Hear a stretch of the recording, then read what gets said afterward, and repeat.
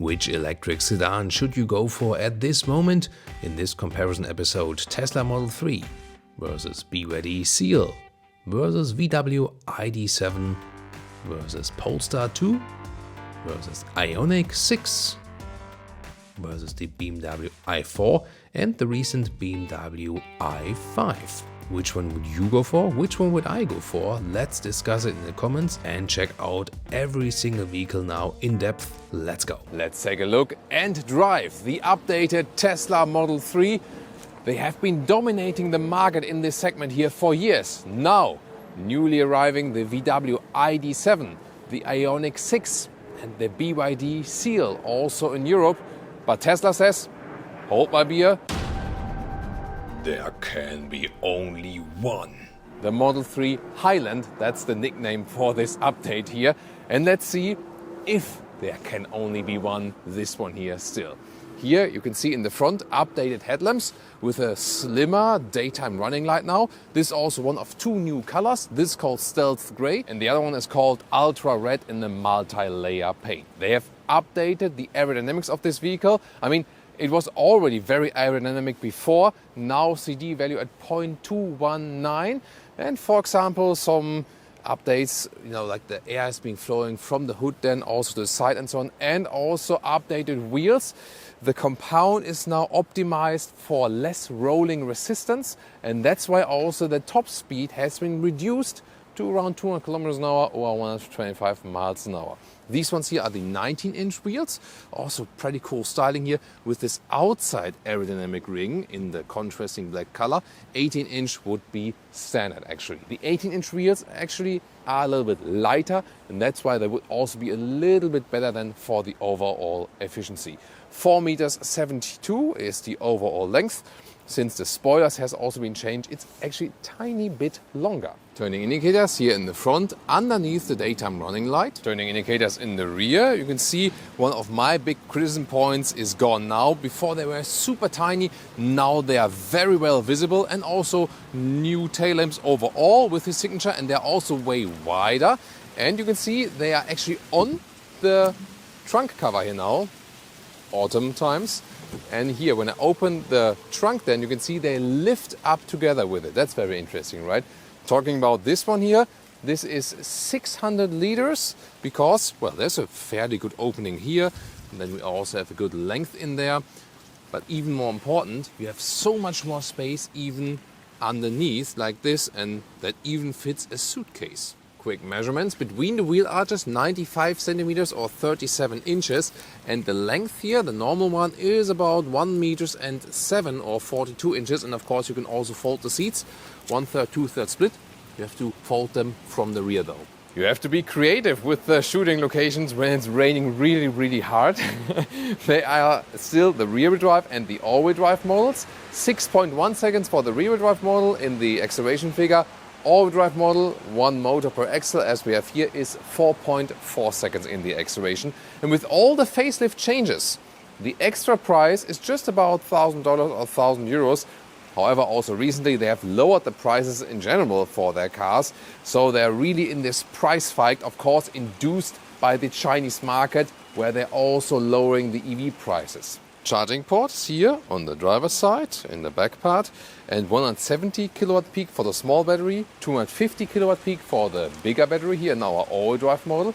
And that means 24 minutes or 22 minutes for the bigger battery, 10 to 80% state of charge at the V3 supercharger. And there are, yes, two battery sizes, around 60 kilowatt hours or around 80 kilowatt hours.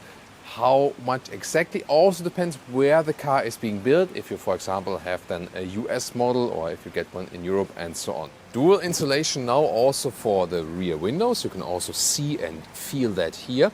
So that has been added here also with the facelift. Overall, they promise 30% less wind noise while driving.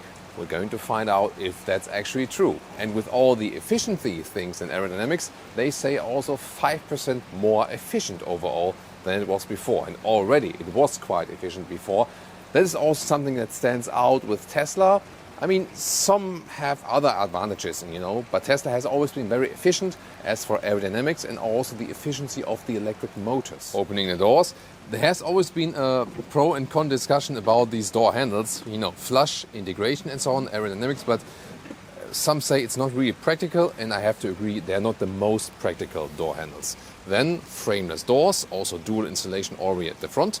And then here, instead of doors, you already see a new ambient lighting integration. Soft touch here, then there's the bright interior. You can either get the bright one or the dark one. And it is a very minimalistic interior, even more minimalistic here now with that facelift. You can see no stalks at the steering wheel and so on. And the most significant change to me is definitely here.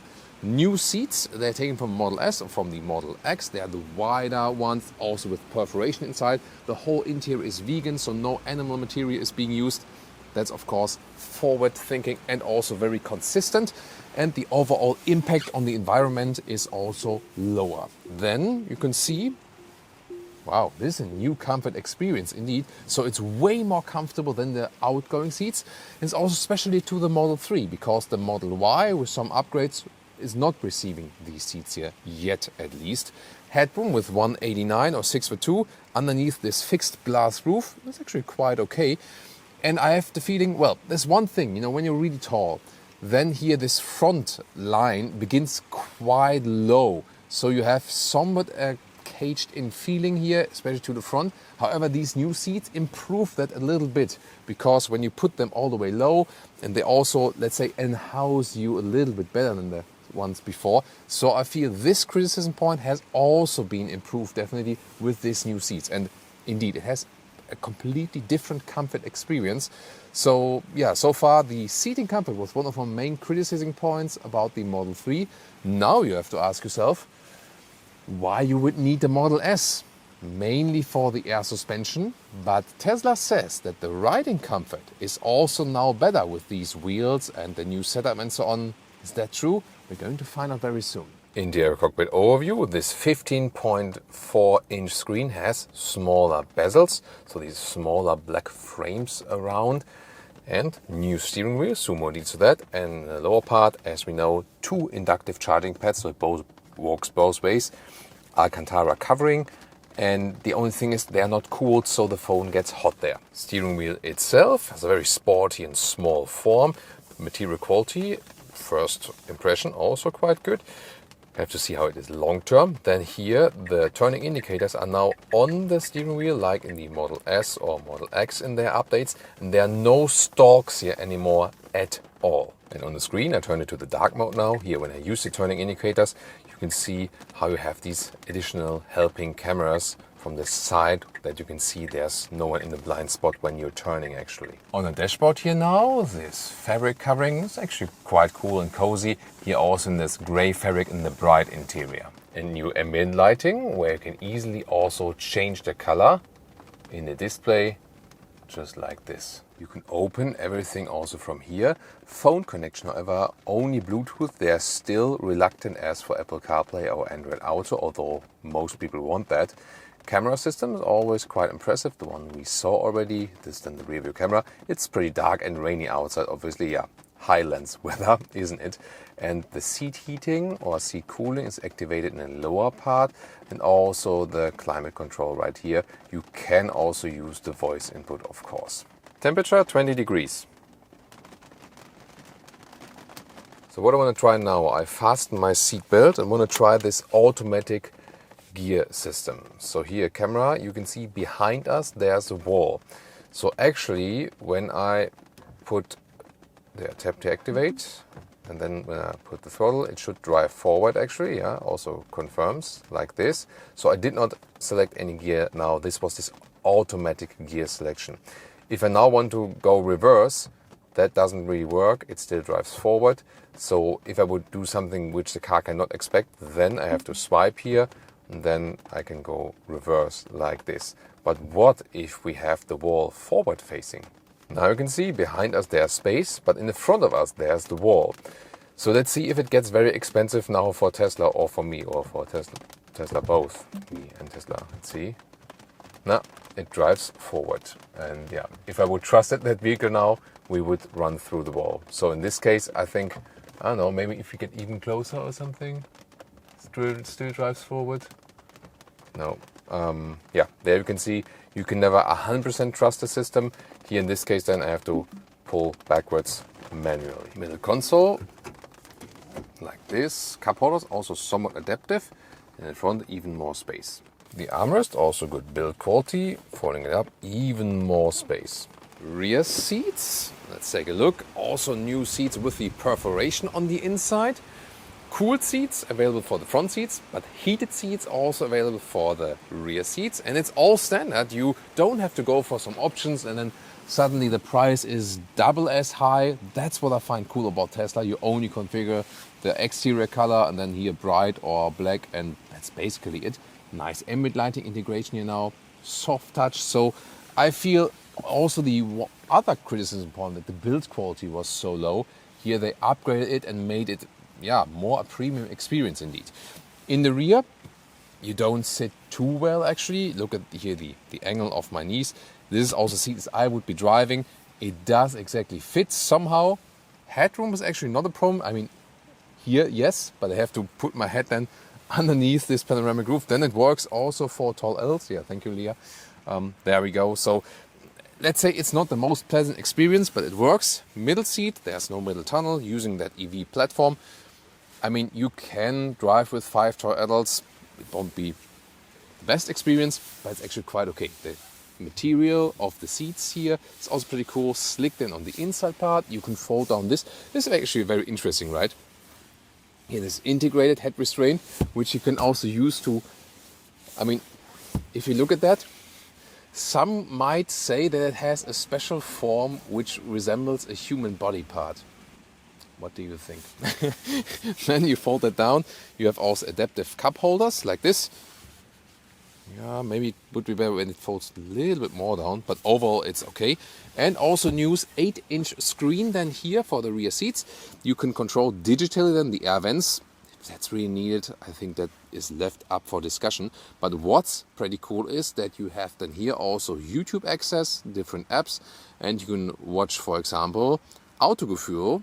Why not? Oh, this is directly a suggestion in here, for example, of our Smart 3 review. And the cool thing is here with this new sound system, when I play the videos here in the rear, then there's more sound coming from the rear. 9 or 17 speakers. The quality of the screen, by the way, is really excellent. Oh, and these USB-C chargers in the rear, 65 watt each. Pretty strong. What about an acceleration from 0 here? Wet road. That's 70 kilometers an hour. What we could maximum drive here. Wow, super quick and also so controlled. And yeah, Leah is having a fun. Yeah, that's amazing. So, by the way, when we are going some left and right here, we are in the rather low sitting sedan. How's it for you, G-force wise and so on? It's okay. Oh, yeah, it's okay. So for me, it's always very good indicator. Is the passenger all right, or is he or she getting sick from all the G-forces being applied and so on? And here actually it's quite good. Wow, it drives so good and definitely better than the pre-facelift model. I really like that, both from the agility and from the comfort. It just feels more like a more round package.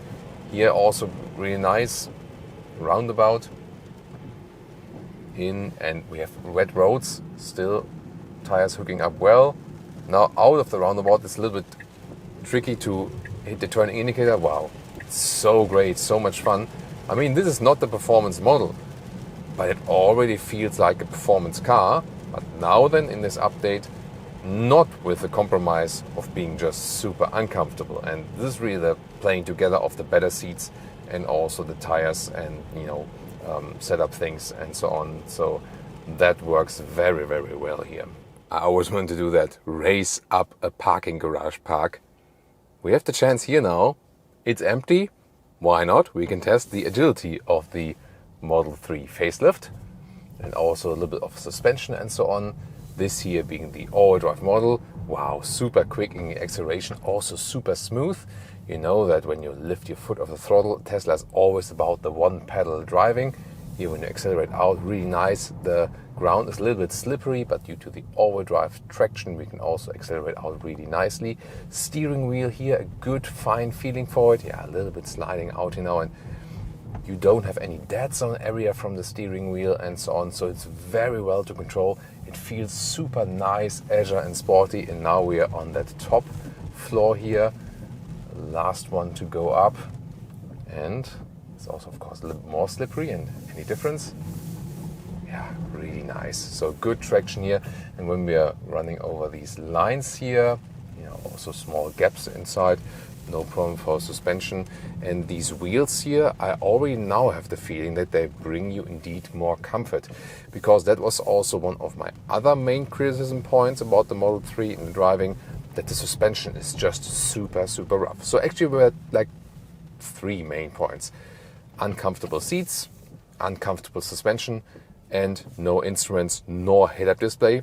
The latter one, still the case, but seating-wise and suspension-wise, seems to be way better now. Of course, we'll tell you more about it as soon as we hit the real road. But I can tell you here from our parking garage park, that's nice, sliding out a little bit here. That's beautifully done. But the ESC system is keeping us on track once again. I think it's a beautiful test here, just to get a feeling of the steering and also the acceleration. Yeah, that's pretty cool. So see how smooth everything goes. It feels now, at least from here, also from the driving, feels really like a premium vehicle now. All right, let's go to the open road. Whoa, there's a lot of water on there. I think it's a good test actually, because here then with these, you know, adverse conditions, we can even better test what this vehicle is made of.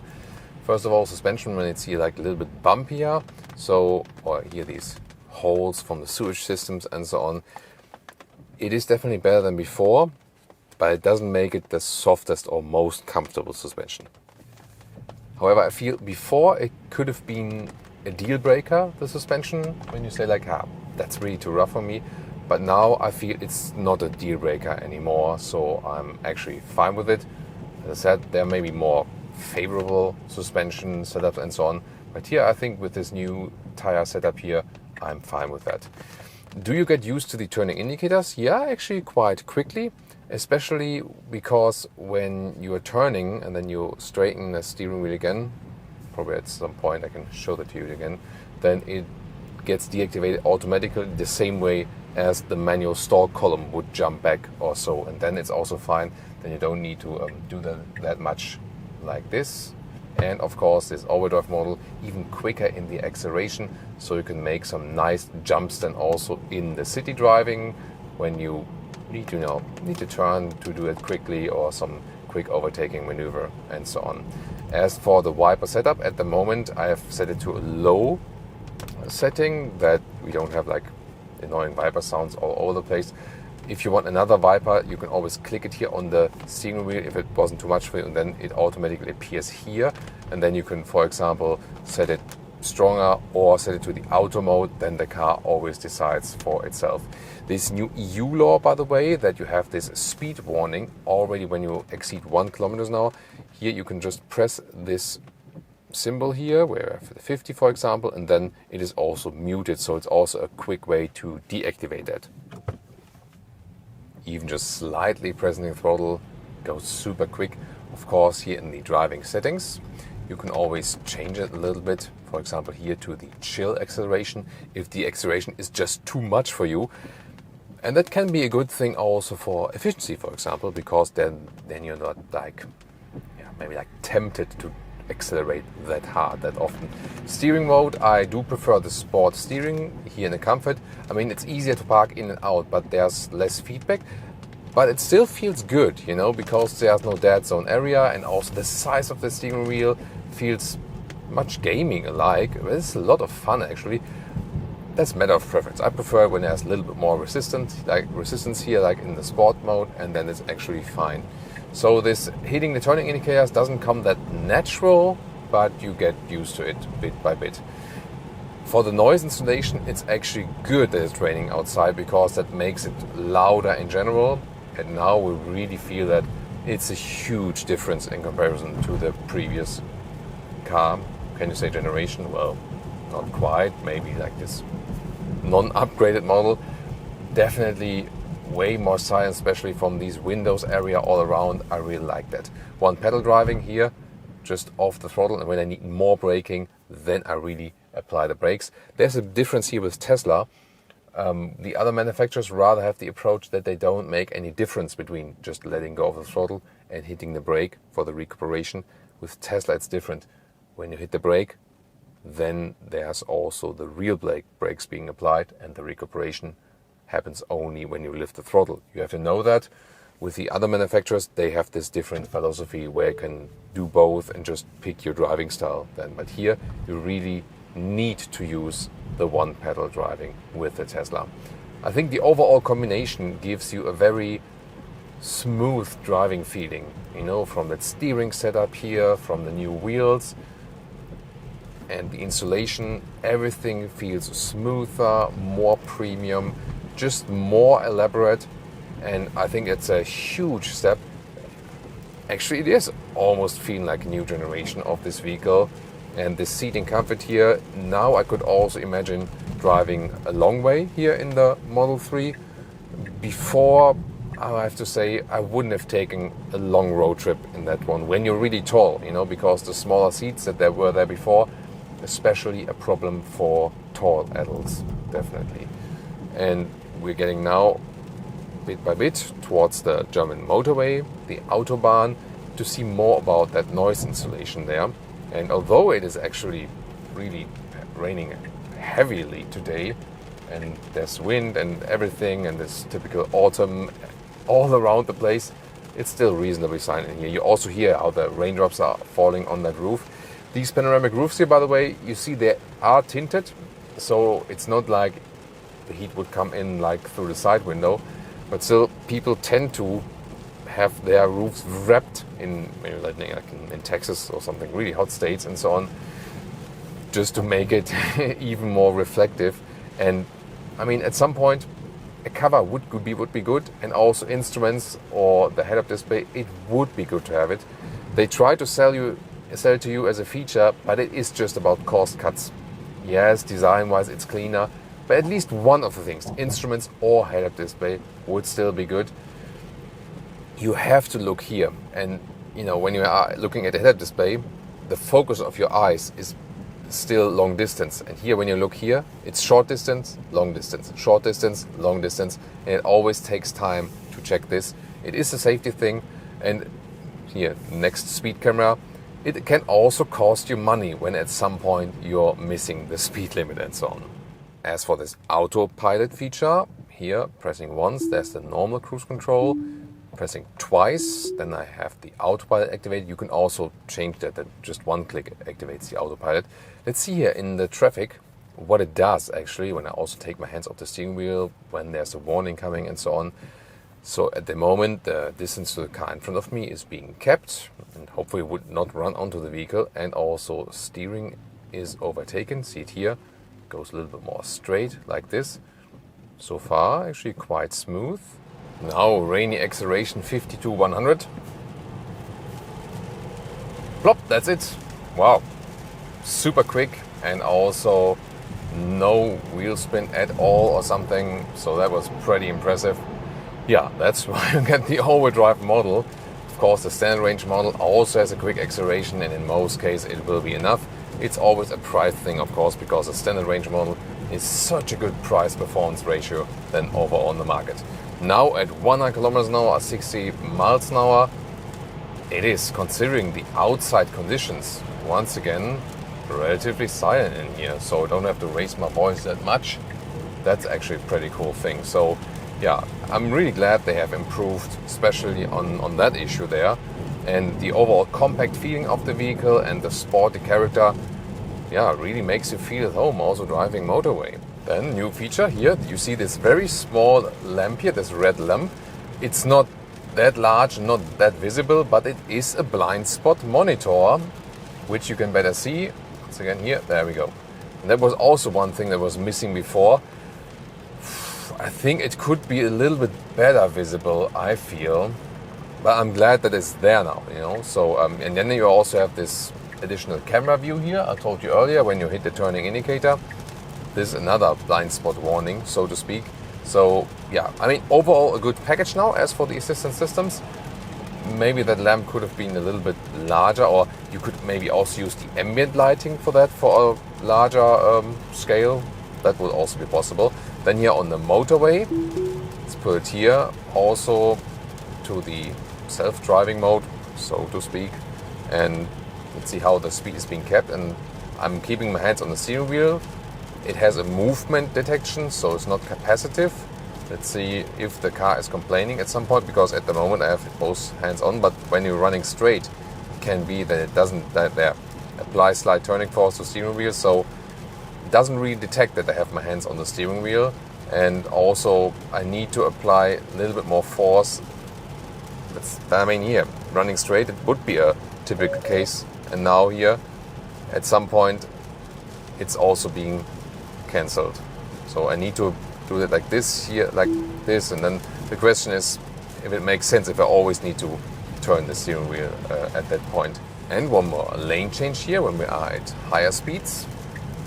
Good control over the vehicle, really nice. And although we have these really unpleasant conditions outside here, feels very safe and good to control. I like that about the vehicle, especially in driving. Now the big question is this one here or the BYD Seal. We had that recently in our test. So the seats in the Seal were, to me, maybe a little bit more comfortable, but Leah, for example, says that she finds these seats in the Model 3 better, but that is not like the crucial difference now. Both drive very, very well. Things you do feel is that the Seal has more classic controls, also like turning indicator and so on. But Tesla has their software more dialed in. The Seal at this moment here, the recent models we get in Europe, they have a lot of software bugs still. So, and Tesla have their thing mainly dialed. So I don't feel the autopilot system is the best on the market, especially the Europe. I always hear that it should work better in the US than on the European models. As regulation also about the data that was already collected. So I feel they're not leading as for assistance systems, but the new brands that are emerging here on the market, all coming from China, they don't have their software dialed yet. So there you know that the Tesla system, all of the stuff is actually working and you're not having like beeping stuff all over the place. It used to be different, like many years ago, there maybe with Tesla at that point, but here you feel that everything is more dialed and so you feel you get a more finished product definitely here with the Model 3. So with all these changes here and also a little bit more comfort and so on, definitely, especially at that price point, one of the best in the segment without doubt. So two more things I realized. Yes, the phone got too hot. It overheated that way that it stopped charging. And also a little bit weird, here the stitching is not at the inside of the steering wheel where it would usually be. It is behind the steering wheel. So here you don't feel it because here they left it blank. But when you grab here or something, you always feel it behind the steering wheel.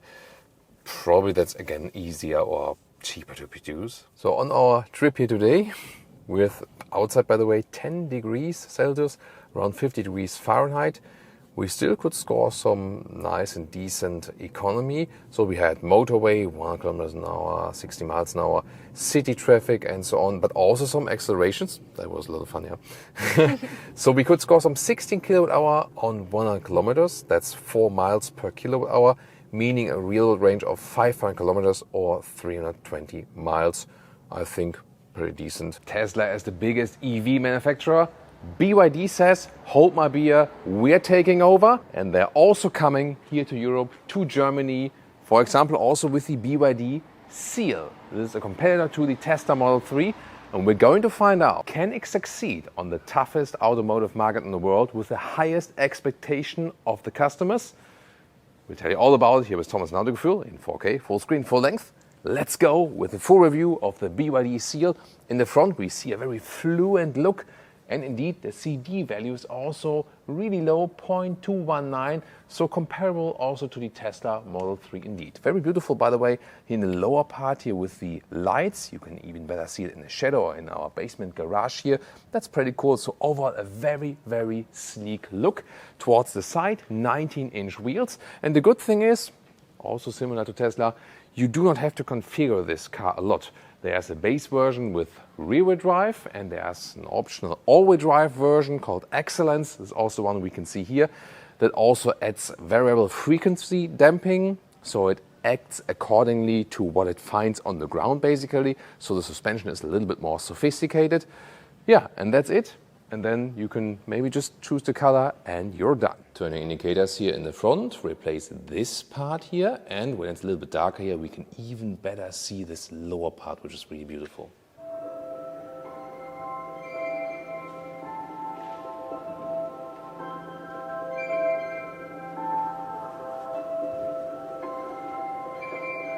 Do you want to play? This one definitely sounds like a horror movie, right? This standard BYD sound.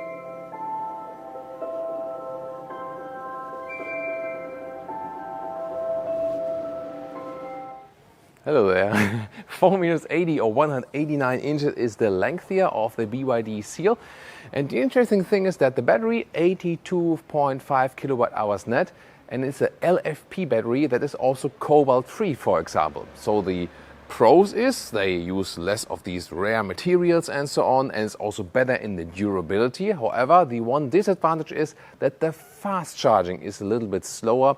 So we can expect, although it has a 150 kilowatt DC peak, it does take most of the time more than 40 minutes. There, for example, the Tesla Model 3 is quicker in fast charging. They indeed have a very sporty design and also this very cool light signature all the way around, and then also these individual dots inside. The rear-wheel drive version is at 5.9 seconds in the acceleration figure. All-wheel drive here, so one electric motor per axle, at 3.8. That's why it also says here at the exterior. And the turning indicators here in the rear have this cascading effect. Of course, they use a purpose-built EV platform. So one of the special things here is that the lower part of the vehicle is being also stabilized by the battery housing itself.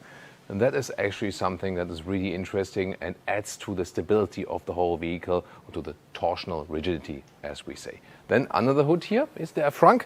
Yes, there is here, and actually quite substantial, and can, for example, house a charging cable. This is the key fob. That one doesn't look that good, but you can also use a key card or your smartphone. But it's still good to have one, definitely. Then the flush door handles come out. Door closing sound. That one is actually very solid indeed, and also solid as for the materials here. Soft touch leatherette, microfiber insert. It also looks quite fancy how they integrated the door opener. Window lever controls for also classic controlling, so to speak, and also really soft for the elbows. Hardback just the lower part. And then this interior here looks indeed quite sporty already from that steering wheel, and real buttons at the steering wheel. Here, for example, the cruise control, right side for the volume, but also some multifunctional controls. And we can see it has digital instruments. Yes, here more microfiber inserts. And then these seats here. So BYD in Europe and Germany has assured me that all the seats here, in Europe at least, they're all vegan, so all animal free, no matter which trim you pick, and the steering wheel itself. And well, it looks cool with this quilting here, and the quality of the materials also makes a very good first impression. Interesting as well, this integrated head restraint, and also has this sporty hole then. Headroom here, still a lot of left, with 189 or 602, and especially in comparison to the Tesla Model 3 or the Neo ET5, where my head is kind of like here and the front ceiling almost begins here, like here. Here is a lot more room over my head, so definitely better suitable for tall drivers. Interior cockpit overview. First of all, the steering wheel manual goes in and out, up and down, smooth process. Then you can see these 10.25 digital instruments. I'm really glad we have them. That's a pro in comparison to the Tesla Model 3. Then 15.6-inch screen. You either have it here horizontally for, like maybe a charging stop and watch a movie or something, or you can also tilt it like this. go then here with this button right there. And this is, for example, more helpful than for the navigation, you know, because when you're navigating, you're always looking kind of like, you know, where you're going upward. Of course, it also works with the navigation in a horizontal way, but that's a pretty fancy feature, isn't it? And you also get a proper head-up display. Digital instruments, speed on the left side, right side, recuperation and so on. And then when you switch the driving modes, it's also displayed then right here. Infotainment system, first of all, it's super quick, so the hardware behind it is really good. Then these are then the vehicle settings where you can individualize everything, also from the driving things like how you want your feedback there from the steering wheel, for example. And also important, they do offer Apple CarPlay and Android Auto, and that is a really large integration right there. Wow, so kind of impressed by that. And once again, in the close-up, how we can turn the screen. And I mean, that also goes decently quickly. Yeah, I'm not sure. In that way, of course, it fits better to the cockpit.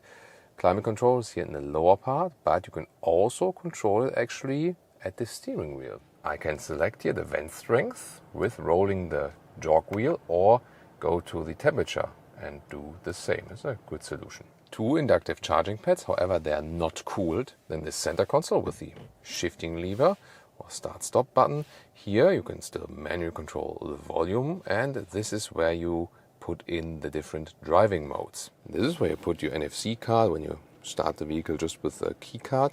You don't have to lay it down here. You can put it away then again. And then solidly built armrest and more space underneath. Inside of the rear doors, also the nice microfiber insert. High-grade leatherette, soft touch on the top part. Also build quality-wise. Just hardback here in the lower part. That's actually quite nice. And also these floor mats here with some colored stripes, and it goes all the way through. There's of course no middle tunnel here, and then we have some more charging possibilities in the lower part. Well, in the seating here, first of all, as for the legroom, I mean, it's not the shortest vehicle, still have some legroom left here as a tall adult. As the seat could be actually going a little bit higher, then it would be better to put my shoes also under the seat. So when it's a little bit higher, it would be better. Headroom with this fixed glass roof. So here I have some space over my head here still with 189 or 6'2". So overall decent offering of space, but not the best package, I would say. And it's also very comfortable here with the high-grade leatherette and the soft touch on also these quilting on the rear seats. So really attention to detail also on the head restraints and so on. This one you can fold down. Adaptive cup holders, so everything feels really nice and solid. By the way, if you wonder, what about a shade? So there's no automatic shade available, but you can have these manual shades. You can fold them out, and then you can basically squeeze them in there to have an additional shade on this glass roof if you're constantly living somewhere where it's really hot. That would be good for you, right? After seeing this interior, you might even consider it as a competitor to the Mercedes EQE. Size-wise, it also more or less fits. And also trunk, Model 3 and the Mercedes EQE, and also here the BYD Seal. They also have this separate trunk opening, so no fastback at all. 400 liters it is, and the width is 1 meter or 40 inches. The length is 1 meter or 40 inches. And the height here is about a little bit more than 40 centimeters or 17 inches. And then let's get out the luggage, and you have more storage here underneath. There we go. And underneath there's then, like this emergency kit and so on. And from here, we cannot fold anything. Have to go around then to the rear seats. And then we can fold here in 2/3, 1/3 split. We start with some city driving here in Thomas's driving lounge with the BYD Seal. Sorry about that. Seal, yeah, okay. Let's get back to the driving. So what I found very curious here, this sound or this chime the vehicle is doing while being really slow, it is of course mandatory by law, but I found it here, I think you can even hear it on camera, extremely loud. And even now when you're like in the basement garage or something. So I feel they could just be a little bit more silent there. But then here, when you're driving a little bit faster, then of course it's gone. So it's really just for the very, very slow speeds. It's actually for pedestrians, but you hear it so much already on the inside. However, you can adjust that a little bit here at the moment. Dynamic sound, maybe you hear that. Standard is a little bit more drawn back, so that's already better. And then here, there's the standard mode, and you can switch to brand, and then it's also a little bit more sounds like, you know, like you put the baby to sleep or something. Ding, ding, ding, ding, ding. So I think when you leave it here in brand and standard, then it's most drawn back, and it's definitely less annoying than if it's here on standard and dynamic. That would be the most annoying chime you hear also on the interior. Steering feel here is actually light, but likable. Let's here, compare here. In sport, you have a little bit more feedback. Yeah, I also like that, but the steering feel is really nice in a way that, there it goes with the chime again. Not sure if you can pick it up on camera. But here, the steering feel, you don't have any dead zone area. It directly reacts and so on.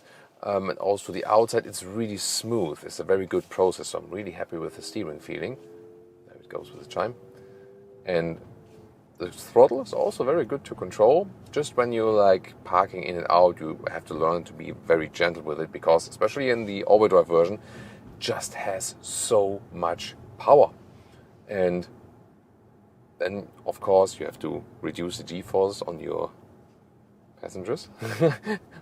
Always be gentle with that.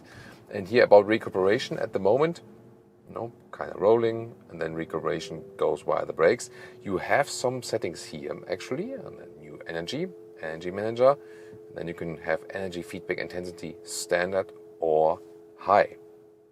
So accelerating, and then yeah, there we go. So now when I'm going off the throttle now, there's more recuperation.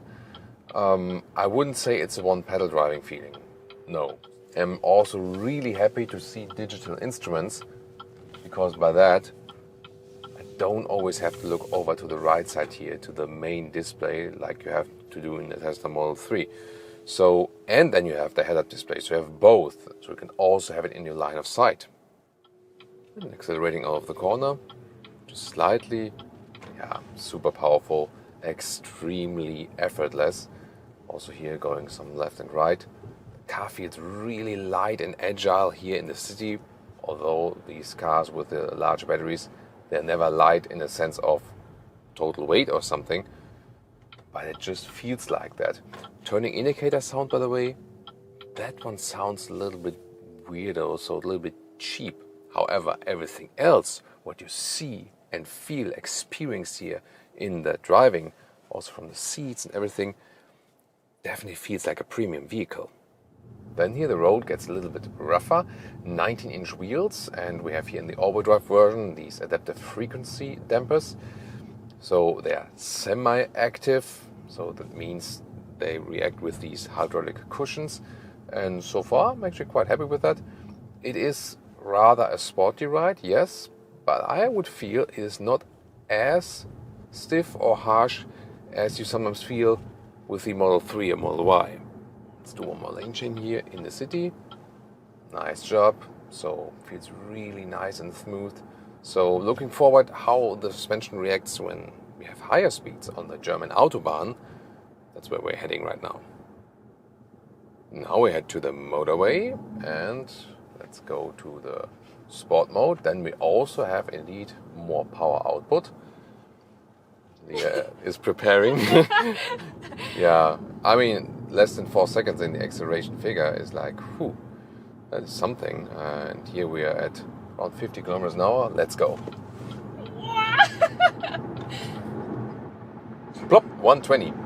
So that was 50 to 120, and yeah, you can't see the speedometer because the camera can't catch it because of the steering wheel, but you heard the Leah speedometer. So yeah, she definitely indicated the acceleration, and yeah, it's really quick, but still feels really balanced and controlled. Wow, this is amazing.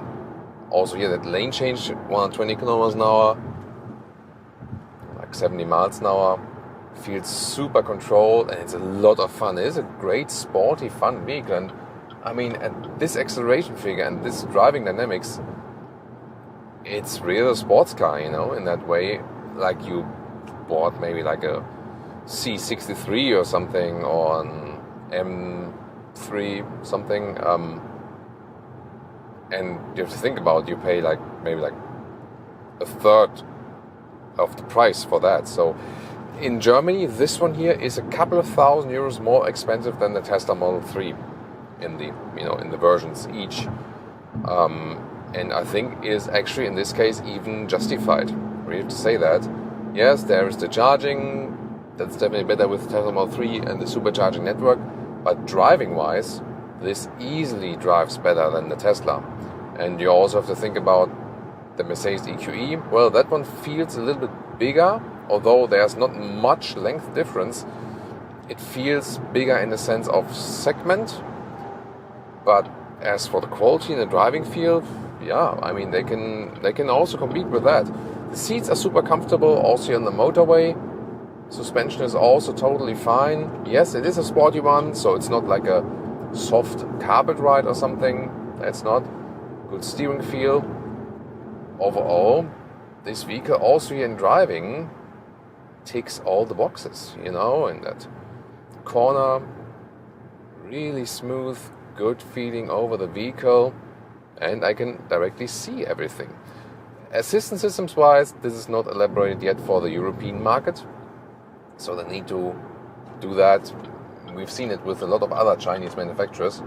They need more time to implement all the assistance systems that are working quite well on the Chinese market, but they don't do that wide here. So I have deactivated them all. So this is one thing that is still missing definitely, but at least when you deactivate them, then you don't have any annoying beepings and so on. However, you always have to do that at each startup of the vehicle. And for example, when we had earlier smartphones in the inductive charging pad, the message that it was charging came up, then it was just laying there again, and at some point it came up again, and that was also a little bit annoying. And you maybe saw it here, we are in this dark mode here now for the screens. You can have it in the auto mode and it acts according to the light. However, in the dark mode it's a little bit more, drawn back. It was too bright, and also this screen here was often flickering on camera when it was in the bright display. Here, when someone can enter the autobahn, there's no speed sign, then it means it's also unlimited speed. So, let's go.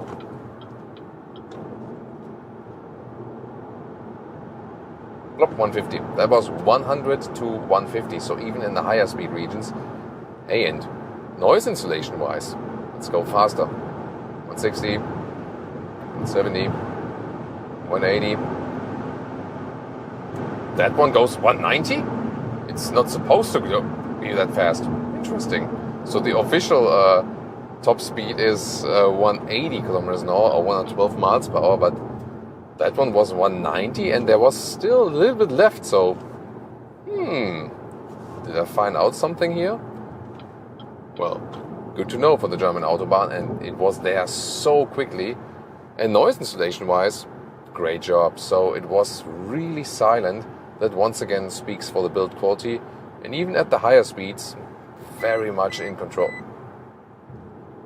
Oh, that was maybe like I was testing the steering here once again, but maybe the car was detecting like, hey, you're running off the road or something. And now we're getting off the motorway. It's always a nice test as well. Let's do one more lane change here. Yeah, that's a lot of fun and it's really super smooth. Here now I've set the recuperation to the brake pedal. To me it's always a better feeling, and I can always reduce the G-forces and so on. Also good motorway performance, but now the question is, when we drive a little bit further, what about the real world range and the energy economy? So what else did I realize while driving? The ACC only goes in 5 kilometer steps up and down. This I think needs to be fixed. Alongside, of course, with fixing all of the assistance systems, but we had that similar, for example, with Zeekr or Xpeng. And for example, when I had the airflow set on, on the top and on the feet, there was still a lot of very cold air coming from the middle part here, even if I set the temperature a little bit higher. And therefore, when I had my hands here at the steering wheel, the left hand was always very cold. So yeah, this maybe also needs to be addressed. This here, by the way, is their large SUV, the Tang. But what about the BYD Seal here in our drive today? Exterior-wise, I think it works very well also on the European market. Interior, a high build quality, so nothing to criticize there.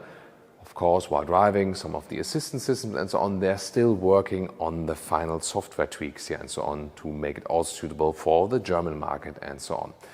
Does it drive better than the Tesla Model 3? Yes, it does. However, in charging, quick charging, and also, of course, the charging network, there again, the Model 3 is still better. Also, the front driving position, for example, is better suitable for tall people than in the Model 3 as for the headroom and so on. Big difference also, for example, to Neo, which sell at really high premium prices. They here at BYD sell at pretty decent prices. Yes, there has been a big discussion also lately about the subsidies by the Chinese government, and a lot of governments worldwide do subsidize their car industry. Just the difference is that the Chinese government has a lot of money and definitely, we can see more ambient lighting there. They, of course, have a lot of money also to subsidize their car brands there. And that's also one of the reasons why they can offer them here at so decent prices. And about economy and real-world range, we could score some 17 kilowatt hours on 100 kilometers, including some accelerations, so that could even be a little bit more efficient. However, good temperatures, very mild temperatures outside also today. So that means some 3.6 kilowatt hours per 3.6 miles per kilowatt hour. That's what I wanted to say. So the overall realistic real-world range then today would be 480 kilometers or 300 miles. And that is once again very competitive. Overall, the car is definitely very competitive. And if they do some more tweaking, yes, a serious competitor for the Model 3 and even for the German EVs as well, of course, because it competes also with the premium products. Are you searching for an electric sedan, maybe of the price range of a Tesla Model 3, but you want the space of a Tesla Model S? VW says, we have the answer for you now, but does it really work? How good is the all-new VW ID7, including a driving review? We'll find out with Thomas and Autogefühl in 4K, full screen, full length. Let's go here with that front, and you can see the light strip then goes all the way across the front. Pretty nice look. And also here, these ones are the optional matrix lights, IQ light. They have an additional illumination on the inside that looks pretty fancy. Lower part here is a black contrast, and this beautiful color is called Moonstone Gray. I think it's quite trendy at this moment, you know, to have this. Let's say back in the days you would have said that this is kind of like a base color or like an unfinished color, but more and more people like it, and I like it too. What do you think? I just told these guys to cut their work for just a few minutes, that we can record a better audio there. You know, that they're cutting the trees and then would disturb the audio. 4 meters 96 or 195 inches is the length of the VW ID7. Full size would be, at least for European purposes, so length rather like a Model S. When you know, like this one longer like a Model 3. Then wheels 19 to 20 inch. These ones are the bigger ones you can see right here. Black contrast in the lower part. Overall a very elegant styling, I feel. It has this really fluent roof. This does a very good CD value actually at 0.23. And it is also a fastback style, so no classic sedan. I will show you right here that the hatch then opens in that way, giving you a free access. Soon we'll tell you more about the space on the inside and about the trunk. I always like these traditional houses with the bright stones here in southern France. Looks very beautiful when the car is in front of that, right? Rear design here, we can see. See this light animation here that is greeting us when we approach the vehicle from behind, and then the light strip goes all the way through. Pretty cool actually. And this one here is the so-called Pro model. Has the smaller battery with 77 kilowatt hours net and an acceleration figure of 6.5 seconds. Then there later will be the Pro S model, which has a bigger battery at 86 kilowatt hours, and that one we expect a 5.4 seconds in the acceleration. This approaching feature is also possible in the front and looks quite cool. So when I get closer to the vehicle, then it opens, and here you can see there's this animation of the front headlamps. It's supposed to give you some human feeling interaction. You know, it's like an eye looking left and right to greet you. There we go. when you leave the vehicle, you also have this goodbye show. Turning indicators in the front, very visible. And in the rear, pretty cool if you have the IQ light. Look at that here, this cascading style with these layers. And now one of the most exciting features of the vehicle. Usually all the charging flaps open sideways, but look at that. Da-da, da-da. Oh my God. I mean, it's a nice idea. Why not? Because then it's maybe protecting against rain or something with the flap itself. Yeah, why not? AC and DC charging. Hashtag prototype vehicle, but I don't know. Yeah, that happens. So we don't edit out stuff that is not pleasant to the manufacturers. That's it. But overall, I think pretty cool, this charging flap. What about the recharging times? So this Pro model here with the smaller 77 kilowatt hour battery, we have a 170 kilowatt peak, and that means 30 minutes from 10 to 80% state of charge.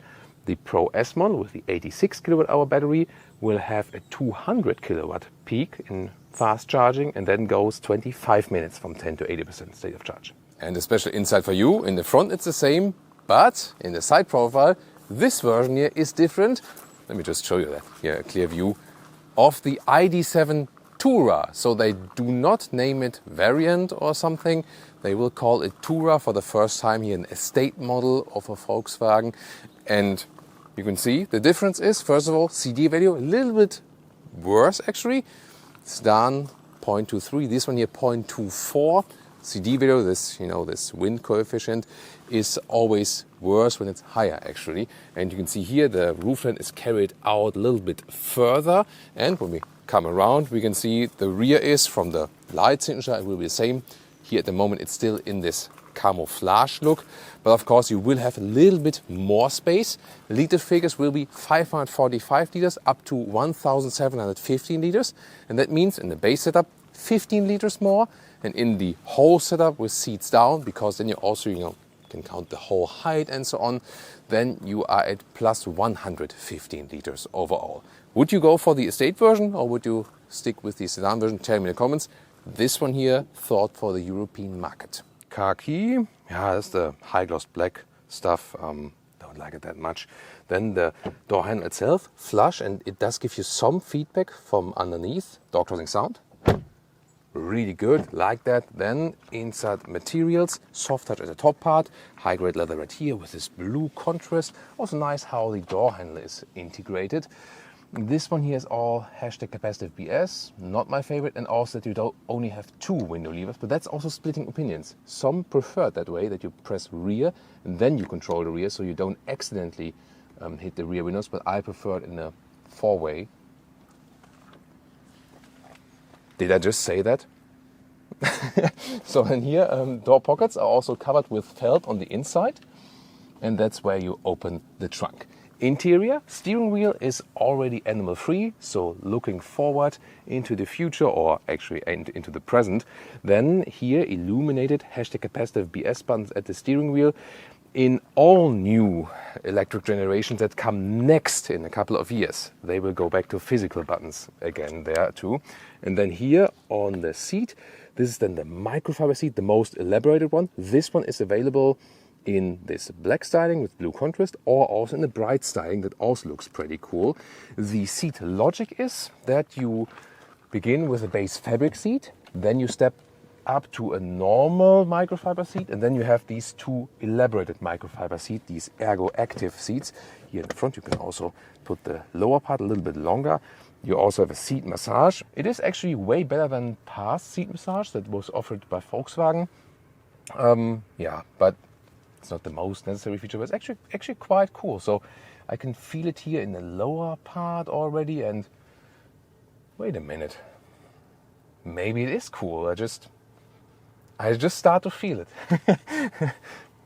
Why not? Live on Autogefühl. Then headroom 186 or 189. Yeah, I'm just irritated by the seat massage, thinking about something else at the moment. So there's a lot of headroom left, no problem. Steering wheel, manual control, up and down, in and out, that's it. And these seats here are super comfortable, and I feel these are among the most comfortable seats out there in general. And I mean, there are very good seats also with the competitors meanwhile and so on, but I feel they have among the best seat ergonomics overall, so I can very well imagine going a long road trip here now. Long road trip? Will that work with the range? We'll find out very soon with the efficiency and so on when we drive it. So I really love this perforated microfiber with the cooling function. It's the best you can get, like a microfiber fabric, and then also cooled, the best for hot summer days.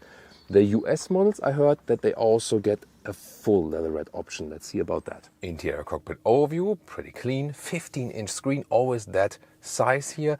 And then VW says, take that, Tesla. Digital instruments, small, but they are there.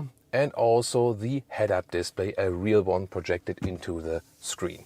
You pick the gears right here, forward for D, reverse like this. Yeah, but then again, Tesla says, take that, Volkswagen, because look at that, the rear camera, the quality, and also, you know, it doesn't react that quickly, I feel. So software and the hardware behind the software, that is again where Tesla is leading. However, they have upgraded this system here now. In the D mode, by the way, you use the brake pedal for recuperation or the automatic recuperation when the car is in front of you. And when you press it one more time forward for the B mode, that is then close to one pedal driving. Just pick it depending on your liking. First of all, you still have these sliders, and I don't like these sliders. However, it's better to have these sliders than not to have anything at all besides the screen. And they are also backlit now. It's hard to see it when it's light outside. This is the volume controller, for example, but you can also mute it here on the left side. Interesting is that as for the seats, you either press here for seat cooling or here for seat heating, always stays in that place. And if you want more elaborate commands, click here. Then here, for example, the dry boost, this one then heats and ventilates at the same time when you're getting wet or something and then get in the vehicle. Cool idea. And here, by the way, you can also trim the seat massage, put it more intense. And I really have to say, this is the best seat massage that Volkswagen has offered yet. This is more luxury than in a VW Touareg, for example. Wow, ooh, that's really strong now. I'm really starting to like seat massage. Have to revise my opinion. I think I would take that one. Apple CarPlay or Android Auto integration looks like this. Wow, super large indeed. So on the one hand, a large screen can be distracting. On the other hand, when everything is large, you can easily press it also, and then it's less distracting when you can easily press things. Both CarPlay and Android Auto also available wireless. And also important for all European customers, here when you want to quickly deactivate this new speed warning chime on the top, assist, then click here and then deactivate it here. That's the thing that when you exceed the speed a little bit, then it's like bing, bing, bing, and it can be quite annoying. Or you can, for example, set this warning threshold a little bit higher. Then it's also fine that it doesn't bing when it exceeds 1 kilometer an hour or something. You always have to do it at the same startup. Some manufacturers already have quicker hotkeys. Some have no hotkeys or shortcuts at all. This one here is at least, let's say, not the slowest way. It's okay. And a very important option, the DCC, the Adaptive Suspension Dynamic Chassis Control. Also optionally available here for the ID7. And where to pick the driving modes, because there is no separate hotkey for that. That's again something, not sure if I like that. But at least you can access it quite easily. You press mode here in the top button, and then there is this large selection. Here more comfortable, here sport here, for example, also changes the color, or individual. It's also quite cool. So you can have an individual mode and then really rule the DCC from minus to plus. How does it work? This is kind of like always the preset. This is like when you would have sport, and DCC always then rules between the spectrum. So it's not only here, but always like from here to here. And then you can select when you, for example, here, it's like from here. And this would be then the softer setting. And then you can also control if you want to have the steering wheel a little bit, more feedback or not, and so on. 14-speaker Harman Kardon system is an option, and you can also set your different sound profiles. This is more for voice, this is more for club music, or you can have a more, for relaxing music and so on. So it depends. And overall, I feel, it's a very crisp quality, so it also fits to this more premium approach here. Spacious middle console, first of all. Below, there's large space, like this. And then above that, there's this cover. here the very early reviews were here a little bit different. They have now changed this material quality. No high gloss black, just at the side. So it's actually quite cool, this matte atmosphere. Just these rubber pads here, they are not the best from the build quality, I feel. Then we slide this one open, a lot of space. In the front there's an inductive charging pad. Doesn't have the best contact though, I feel. I prefer always the cable connection. And then cup holders, they hold also smaller bottle side, but you can also take that whole thing out if you like. And then there's this really nice split middle console with more space underneath. Rear seating area, same nice styling with the perforated microfiber. And then we can see inside of the door, soft touch here, nice beautiful design, microfiber inserts there, and also felt at the inside of the door pockets, hardback just in the lower part. And when I take a seat here, I mean, yeah, I was pretty far behind. Like this, I would probably be driving, but in any case, there's a lot of legroom left here. And that's also, for example, even longer or even more than in Tesla Model S. So among all of the competitors, they have so much legroom. Why is that? They use a pretty short front hood and then they put the length all the way in the rear. It's actually also fairly comfortable here. Put up the head restraint and then, well, headroom, it is this falling roofline for the CD value. With my height, it does exactly fit. I can still put a hand over my head, that's it.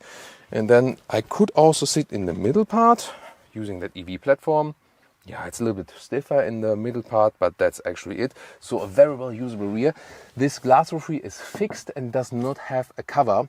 However, you can see there is this electrochromatic shade. So I use this slider, slide forward or backward. And then you can see here, this then the shade, open, shade, open, Homer Simpson style, shade, open, shade, open. And in the middle part you have a separate climate unit for the rear seats, hashtag capacitive BS though, and even rear seat heating. And underneath some USB-C chargers. Does it frunk or not? No, it does not. They put parts in here, like the battery, wiper fluid. So I would like to know from you guys, is having a frunk in an electric vehicle crucial to you? Or do you say, I don't care, put the charging cable in the rear anyway and so on. Yeah, I would really like to get your feedback on this. Let's check out the trunk or the boot. And this is the big advantage to some other sedans, like also the Tesla Model 3. Here, this fast big opening, such an easy access like with an Estate. And you have a width of about 1 meter or 40 inches. And also the length is actually a little bit more than 1 meter or 40 inches. That's good. Underneath you have some more space and you can also take out this whole first cover. This one to have an even loading sill, but you can also gain more height. And underneath that one here, you even can store another charging cable. Total length then to the front seats, and that's of course pretty impressive here. Yeah, that goes into direction of 185 or 73 inches. And we have to talk about pricing. So I have a German price for this one already. It's like the Pro model, 77 kilowatt hour battery, rear wheel drive, and will be around 57,000 euros. When you put some more extras in it, maybe 60,000 euros. Meanwhile, they have a lot of standard equipment to, comparison to past models, but they will have some extras in there, definitely. So, and if you then take the base price of a Tesla Model 3 with the long range model battery, this one here will be at least 5,000 euros more expensive in the list price, with some extras, maybe 10,000 euros or something. So there is a price gap between this one and Tesla. Then again, here you get more space, especially in the rear, fastback trunk and so on, so you get more flexibility. But then, of course, you always have to pay attention to what is the concise dealer price. And Tesla is very strict in their pricing policy. There's no discount and so on and so on. But then recently they have also lowered the prices in general. However, if you then take a look at leasing rates, and at this moment, most people lease electric vehicles because they don't know, hey, how is the battery technology evolving and so on. And VW, with their large dealer power and so on, usually they offer better leasing prices than Tesla. So it could be that although it is higher in a list price, you then maybe even get a better leasing rate than the Tesla Model 3. We have to see about that. It will be very exciting. And then maybe it will be evened out as for the price. Let's see about that. Thomas's driving lounge with the VW ID7. And we start here. Suspension test, these bumps, speed humps, and also destroyed roads. We have here the DCC set on the comfort mode at the moment. And that's working very well. 20-inch wheels, of course, always means a little bit less comfort than with the 19-inch wheels. If you want the softest comfort, you would go to the individual DCC mode, put it all the way to the left side, and also go for the 19-inch wheels. Then you actually have the softest ride. But so far here, again, the speed bump works very well. Yeah, so I feel that is already one of the best tests here with the destroyed road, good comfort, and I can already say so far, just after a few meters, and of course we've done one test ride already here with the ID7, the seats are just awesome. So they deliver really a great, oh, cats, really slow now, kitties. So they really deliver a great comfort in the seating, also long term. Good shoulder support, they take weight off your shoulders and so on. And we'll do an extensive loop now, exactly drive the same way back and forth with, countryside roads, but we'll also have some motorway, and then we can tell you more about the concise consumption and so on. Here, when we start out, that will be very interesting. Now I'll go to the sport mode, gives you best boost, best throttle input and so on. Suspension is stiffer, and I'll accelerate out in this corner, rear-wheel drive. Let's see also how the steering is, and like how calm it is and how this acceleration works. Then I would say, let's go. Plop, that's 76 kilometers an hour. That was beautiful, nice acceleration, and you see how smooth the steering went back and so on. Wow, super nice, very controlled feeling, and also a nice boost out. So even if you go for the Pro model here with the little bit smaller battery, you have a very good acceleration. And for me, this acceleration out of the corner is always a very good test to see how controlled the vehicle remains. And of course here, rear-wheel drive only, I like that concept. It really gives you nice swinging out, out of the corners. And also, I feel, sometimes it's even more fun than to drive the all-wheel drive models, also in the electric vehicles, because yes, when you have an electric motor also in the front, you always have the better acceleration figure. But the one thing is the acceleration figure, and the other thing is how much fun it is to drive and how much fun it is to shoot them out of the corners, basically. And that is, to me, always better in the rear-wheel drive only models, which are then not that powerful. But you've seen the acceleration here. It is more than powerful enough. When it's really cold outside, by the way, you can easily also activate the heated steering wheel here at the steering wheel. They are illuminated, look cool. Yeah, they give you some kind of feedback here, so you can press that whole thing, that whole button field in. But of course, I would wish for real buttons, but Volkswagen has realized what their customers wanted in the last years, what they did not deliver them. So, for example, we've seen the new Tiguan, the new Passat. They got back the physical buttons at the steering wheel. And yeah, I don't know if they maybe go for a facelift then back for this one here, because why is it not in this one? And why do we still have the sliders, not the real climate control again?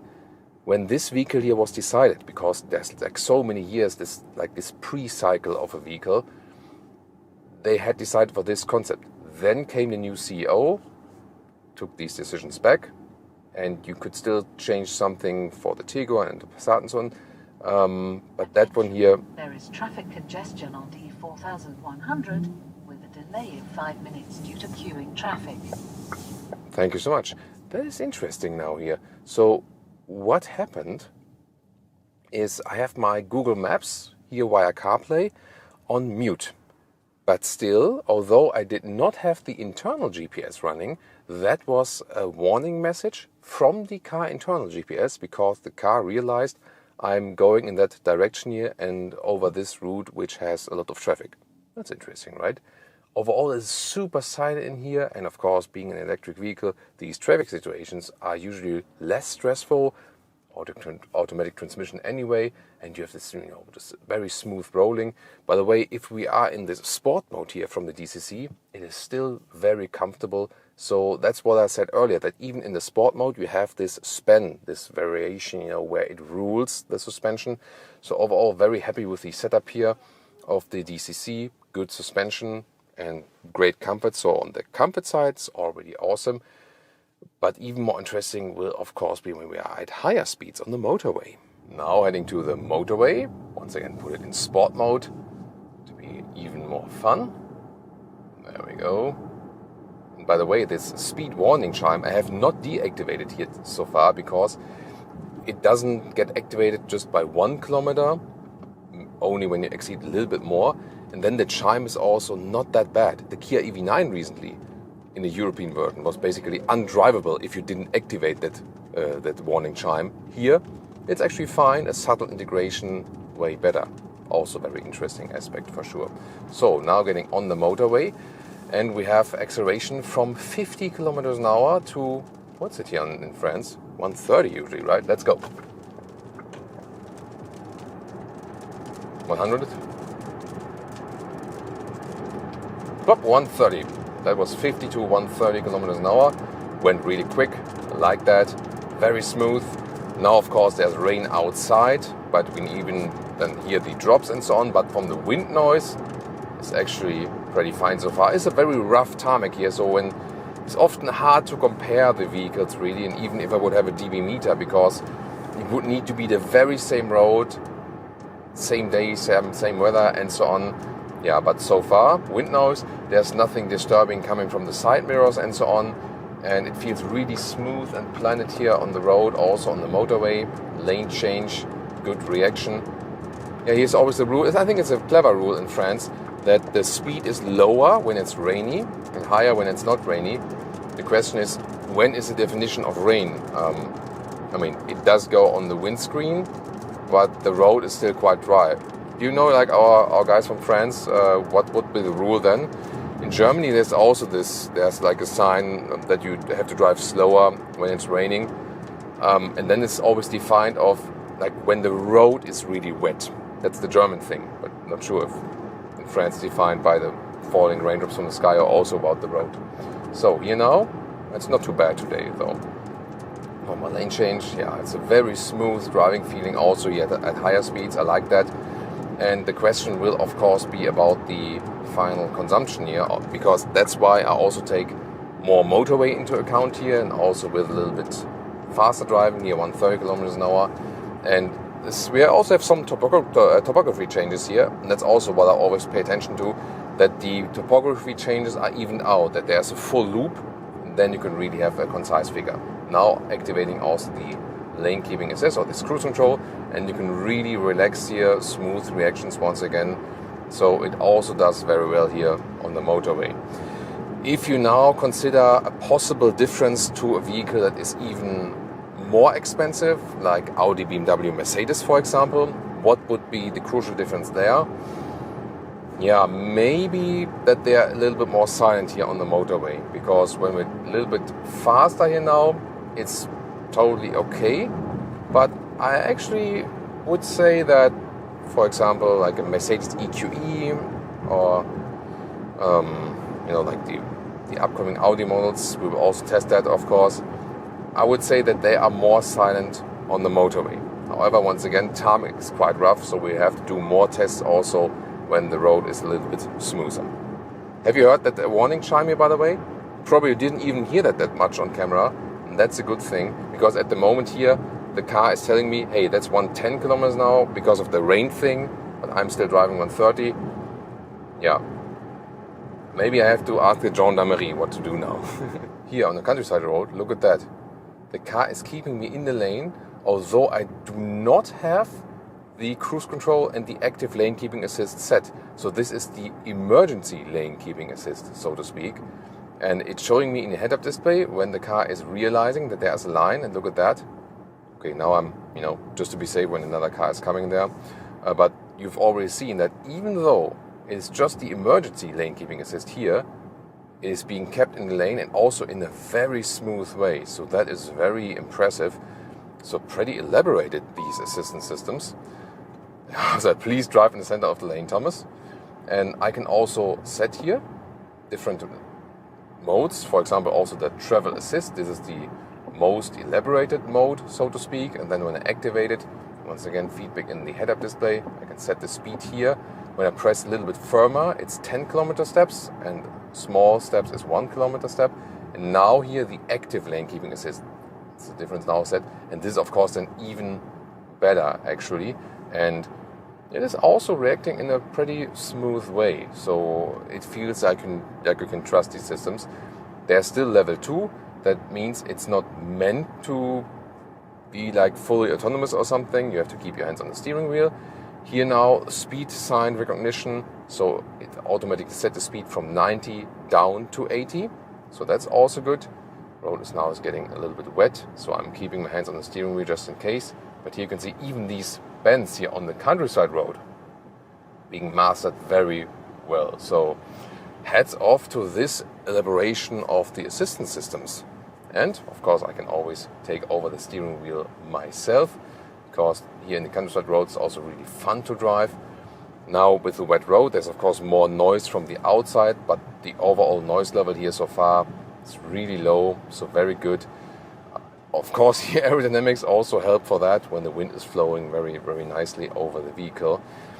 You really feel that you would be driving a sporty vehicle. It's a low seating vehicle, not truly a sports car, but since all these electric vehicles have a low center of gravity, so much weight in the bottom center of the vehicle, then also they are usually a lot of fun to drive. And the steering input here is really crisp and direct. It also changes again according to the driving mode. For example, when we go to the sport mode, then have a little bit more feedback from the steering wheel. But as I told you earlier, you can also go to the individual mode. And then you can, for example, say, hey, I always want a soft suspension, but I want more feedback from the steering wheel, so that would also be possible. Now we're back. What about our consumption and real-world range round loop here? So first of all, I also compare it to the Tesla Model 3. There we recently had with the facelift around 16 kilowatt hours on 1 kilometer, so 4 miles per kilowatt hour. We drove a little bit slower on the motorway there, and it was almost comparable temperatures. Here now temperatures at 15 degrees Celsius, so around 59 degrees Fahrenheit. So here maybe it was a little bit warmer, but then we drove a little bit faster on the motorway, mainly 130 kilometers an hour, so like 80 miles an hour, and then also some city traffic, some topography changes. Result 19 kilowatt hours on 1 kilometer, so that's worse than with the Tesla Model 3.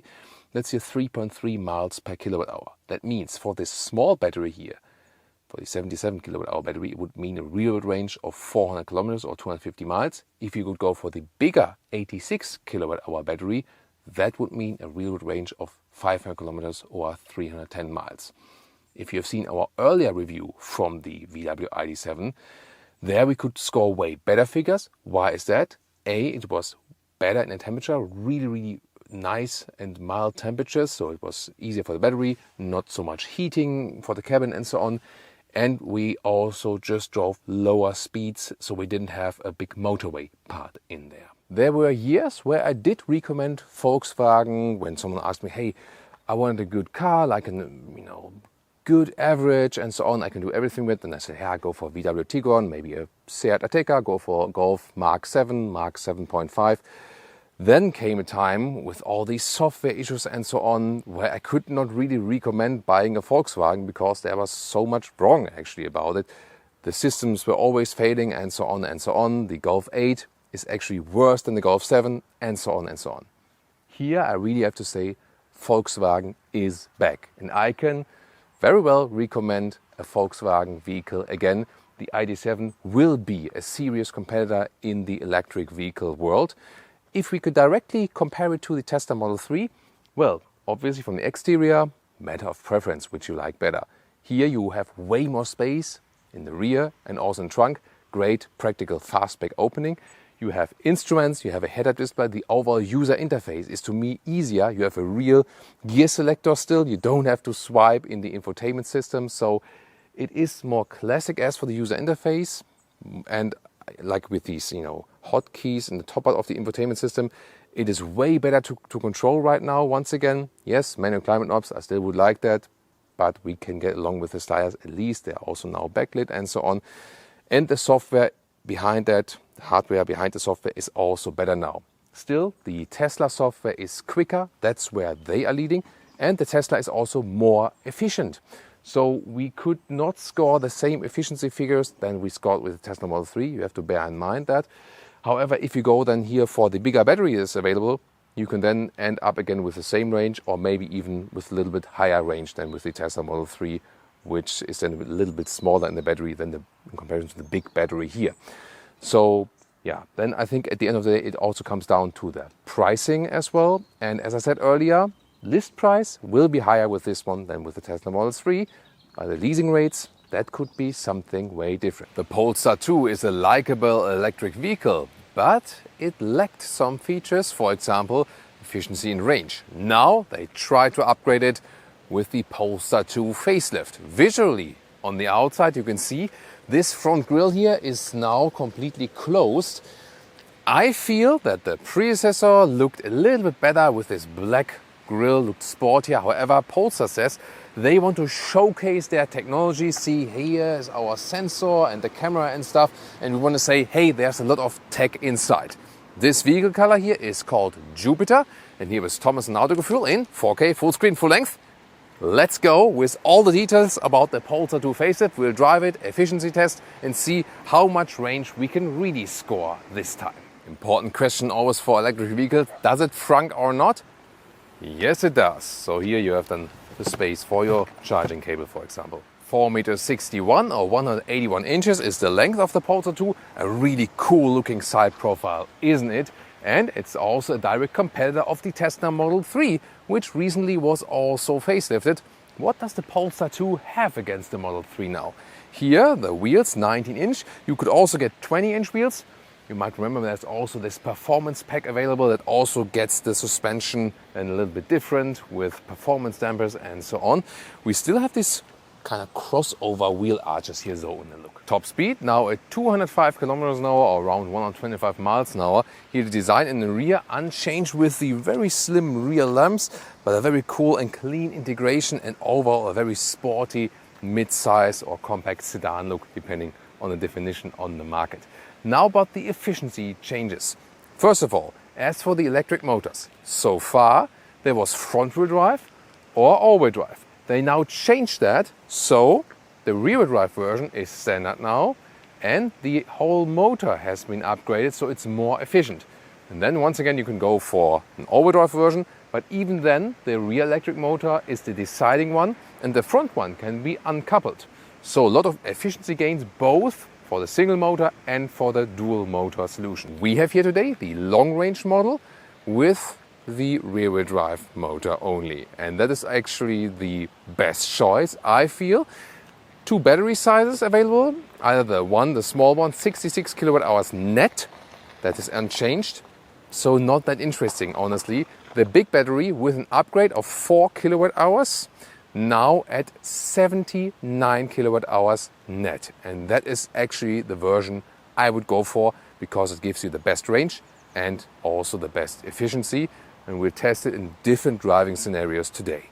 Our viewers from the Northern American market, they don't have to care about the small battery anyway because it's not available, which is actually, I think, a good choice. Then recharging, also upgraded DC charging now with a 205 kilowatt peak.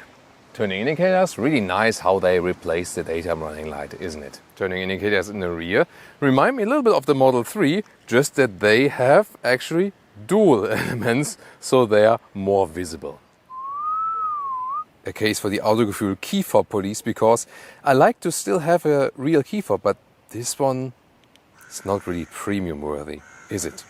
Then door closing sound is also not that good, honestly, but I like a lot of the interior materials, like here this fabric on the top part, and you should just not touch it when you had flour on your hands. Also, why would someone have flour on his hands? Just kidding. Who would do that? So here, soft touch here at the inside of the doors and here as well. And then there's brighter fabric around here. This is also equipped with the Plus package. And then this inside here, this is hardpack memory seat. It's also part of the Plus package. And the whole interior in this version here is also animal free. Same with the Tesla Model 3. However, Polestar still offers animal skin as an option. That's of course better than with Tesla. Here the steering wheel, although it's high gloss black, they are real ones to press. Steering wheel also vegan. And then these here are the black, outside fabric. Inside I would say it's like a fabric leatherette mix, something in between I would call it. So you can get different stylings for that. And Getting in the inside, it's actually quite good seating comfort also for tall people, and here to the very size, like 189, 6'2" for me, and still have some headroom. This one, since it has a plus package, also equipped with the panoramic roof. It's a fixed one, and it also has no shade. Yes, it is tinted somewhat, but still it does get hot in wintertime. One of the cool features is always that this Polestar logo is being projected a little bit to the panoramic roof. It's always a nice thing just to look at. And frameless rear mirror, by the way, same goes for frameless side mirrors. Look at that. That's also always something that, yeah, it increases visibility to me and always looks clean and cool. Interior cockpit overview. Yes, it's a very large middle console, but I somehow also like it because it has this fabric here, the matte wood, a real shifting lever. It offers some more interface than the Tesla still. 360-degree camera is now standard, by the way, because they realized you don't have such a good visibility around here because of the design. Real buttons at the steering wheel. So to me, from the interface, it is still more car, so to speak, than the Tesla Model 3. Do you know what I mean? Digital instruments, which already indicate the upgraded city range, and you can also have the GPS in there. Infotainment system, you see I have a cable here because the Apple CarPlay integration is wired. I feel that's not a disadvantage because the wired one doesn't overheat the phone with the inductive charger and so on, so I'm totally fine with it, and the connection is also more stable. So Apple CarPlay meanwhile available, and this is also good in the overview here. The steering feedback and so on you can easily change in here, so that's actually fine to me. The climate unit you always access here in the lower part, and then here plus minus temperature. Yeah, I'm always a fan of real dials, but overall the system is very quick. And of course you have this native Google Maps integration, and that is quick, responsive and good, and yeah, maybe also saves smartphone data if that's an issue to you. And of course it's good voice input where you can always like say, what's 500 kilometers in miles? 500 kilometers is equal to 310.686 miles. Yeah, that's always good. I mean, you can always talk to Google Assistant. I think that's such a helpful feature to have. Not only you can communicate with the vehicle, change temperature or something, but you can also add some more information when you're just asking questions, like you're in a city and ask like, what is the famous tourist highlight here or something like that. You can always interact with Google. So helpful to have this as a native integration in the vehicle.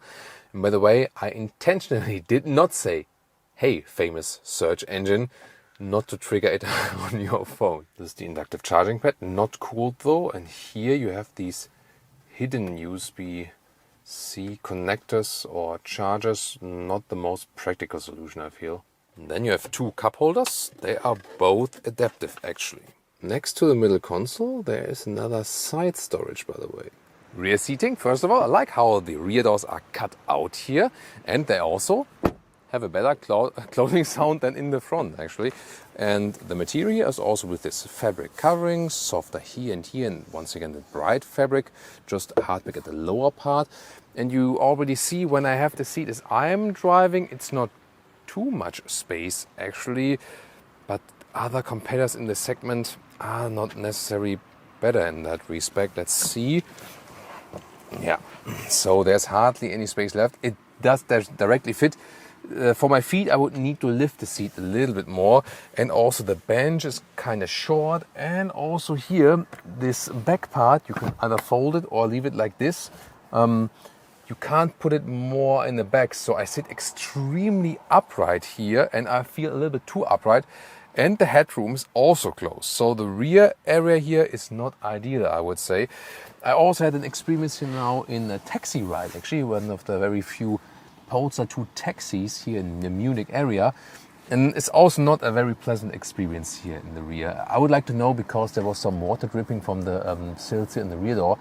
Any of you who already own the Polestar 2, do you have any problems with the vehicle? Then feel free to report it in the comments below. Or of course, if you also say, hey, I had no problems at all, please report it. We always seek the real customer reports as well, and then others can profit from that. Lower part in the rear, two USB-C chargers, and also rear seat heating if you have that option. As for the trunk, boot or loading area, first of all you search for a button here. Well, it's placed underneath here, or you can use this foot kick opening mechanism, which usually never works the first time when I'm showing it on camera, but this time it did actually. It's with all the vehicles, you know, it's like this so-called show effect. But this time it works. Hey, it's a really massive cover here. You can of course easily remove that. 400 liters, but it's actually very well usable because you have this good fastback access. 1 meter of 40 inches in width, also 1 meter of 40 inches in length. That's good. And here I love this splitter here. You can secure the suitcase or the backpacks or so easily, or maybe secure a shopping bag here. So that's a good solution. And underneath here you have even more space, ample of space underneath actually. And of course you can also fold the seats. Starting with city driving, turning indicator sound. It's really unique, right? So very unique sound for the indicator. And now, rear drive only, you accelerate out of the corner and indeed feel sportier. And you always have instant torque here with the electric vehicles, yes. But when you have the rear drive only, in contrast to the front wheel drive only, this is the biggest contrast then, how it was before the facelift, you just get around out of the corners, a little sportier, a little bit better. So definitely more driving fun with rear-wheel drive only. Also BMW iX here. So this rear drive update, to me, a good thing. Also always good for the turning circle, for example, definitely. You can of course still go for the all-wheel drive version. Then you have this decoupling of the front electric motor, again for efficiency reasons. However, here the rear drive version will still be quick enough. The quickest one would be the one with all-wheel drive and the performance pack, and is overall quite calm at low speeds at least. We'll soon also head to the motorway. 19-inch wheels here. I would not go for bigger wheels because already here, that is similar to the Tesla Model 3, it is a rather stiff and sporty ride. So as long as the road is even, there's no problem. But when there are some bumps in the road and so on, you do feel that. In the front it's quite okay, but even when you sit in the rear, especially when you sit in the rear, it gets more notable. So it is not for someone who wants a very floaty ride. You really feel more the sportiness in this whole Polestar orientation. Steering feel is actually quite good. You might remember from our perspective earlier, you can also change the steering wheel here to very light. That would to me be too light. I like it when it's a little bit firmer with the steering wheel. So yeah, but you can easily choose that. And also with the one pedal drive here, for example, in the low mode, just some slight recuperation. Standard would then be harder recuperation for a one pedal driving feeling. Here, come to a immediate stop or off, then you're just rolling. Yeah, I prefer the low mode at the moment, and then apply the rest of the recuperation with the brake. But that's again a personal preference. The size still feels good in the city. It's not too tall, not too large. It's not too small. It still offers good comfort here on these front driving seats. And remember that when you go for the optional animal skin, that the surface will be stiffer and also less comfortable. So even the ethical aspects aside, it also here offers a practical advantage to go for the non-animal seats here. Alright, acceleration onto the German Autobahn from 30 kilometers an hour. Rear drive model, let's go. Woo! 100. 130. Ooh, nice. So you maybe saw there's some like rest rain that was still on the road, so it was a little bit slippery on that, on that drive onto the Autobahn. So initially we had some slip, but of course I always drive on public roads with ESC on, so the car was catching that, and then the real acceleration began. That's of course the thing, when you drive rear-wheel drive only, then you have that thing that the rear wheels are the only power source. The all-wheel drive is of course then safer in a way when accelerating. However, there are not so many situations where you like floor it all the way out, and of course you shouldn't do it when it's wet. Doing this for testing reasons only, although now here already it's kind of dry with just a very small piece there. But you see, it does definitely have more performance character with that one. Acceleration figure-wise here at 6.2 seconds, way more than enough, no problem at all. 4.2, so 2 seconds quicker would then be the all-wheel drive model with the performance pack. Of course, it is even more performance, no doubt about that, but the acceleration here, to me, is actually quick enough. Interesting, as for the efficiency and the range. So, in the city, did a lot of city driving today here, city consumption, and also here, 100 kilometers an hour or 60 miles an hour on the motorway. And that is both kind of almost equal, and we'll end up at about 15 kilowatt hours on 100 kilometers. Here it's a little bit higher because we have the acceleration in there. So it's around 4 miles per kilowatt hour. And that is then actually more than 500 kilometers or 300 miles. So like 530 kilometers or 330 miles. That's of course a very good result now, and day and night if you compare it to the predecessor. So here both the more efficient drivetrains or the more efficient electric motor and also a little bit more battery capacity, both definitely helps. At 100 kilometers an hour, it's also decently silent, just the raindrops are loud here now. But the overall feeling on the motorway, and also when we have like an even tarmac surface here, is really good, very smooth. Now the 19-inch wheels are no problem.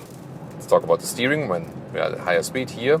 Lane change, good feeling for the vehicle. No dead zone area. It feels really good in the handling. And we're talking about the difference to the Tesla Model 3. So I said, as for the exterior, it's just personal preference. I like the Polestar 2 more in the styling.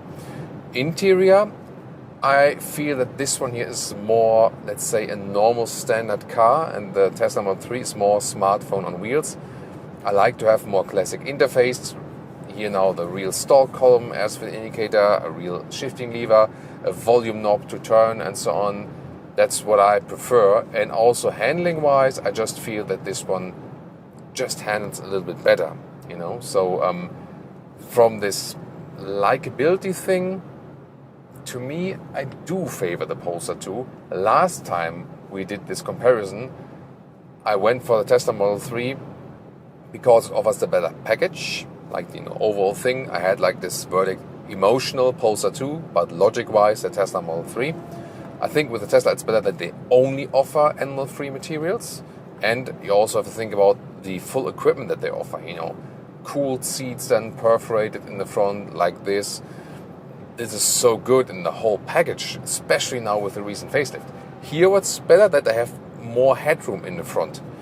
There in the Tesla Model 3, it's more limited above my head, so that's to me also a fact that would drive me towards the Polestar 2. But then again, you have to think about, if you compare this very vehicle as it stands here with the equipment to a long-range Tesla Model 3, the Model 3, for example, like a German price example, is 10,000 euros less expensive. And then it really gets hard to argue for the Polestar 2, of course. One more time onto the motorway. Really nice how you can accelerate out. Wow, I just love this new rear-wheel drive concept. It will still then be now rear-wheel biased when you have the all-wheel drive model, but the rear-wheel drive model itself, just so cool.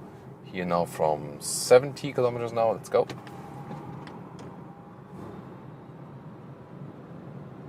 Plop, 120. That's just so nice to have that. So, driving-wise, definitely this facelift now is more fun. Some small tweaks here and there, some more standard equipment. Here, by the way, adaptive cruise control is also in there, but it's not a super elaborated semi-autonomous level 2 thing. But that's fine to me, actually. And of course, the big thing here about the increased efficiency. Oh, and there it is. The famous German Autobahn sign for unlimited speed. There we go. 130, 150, 160.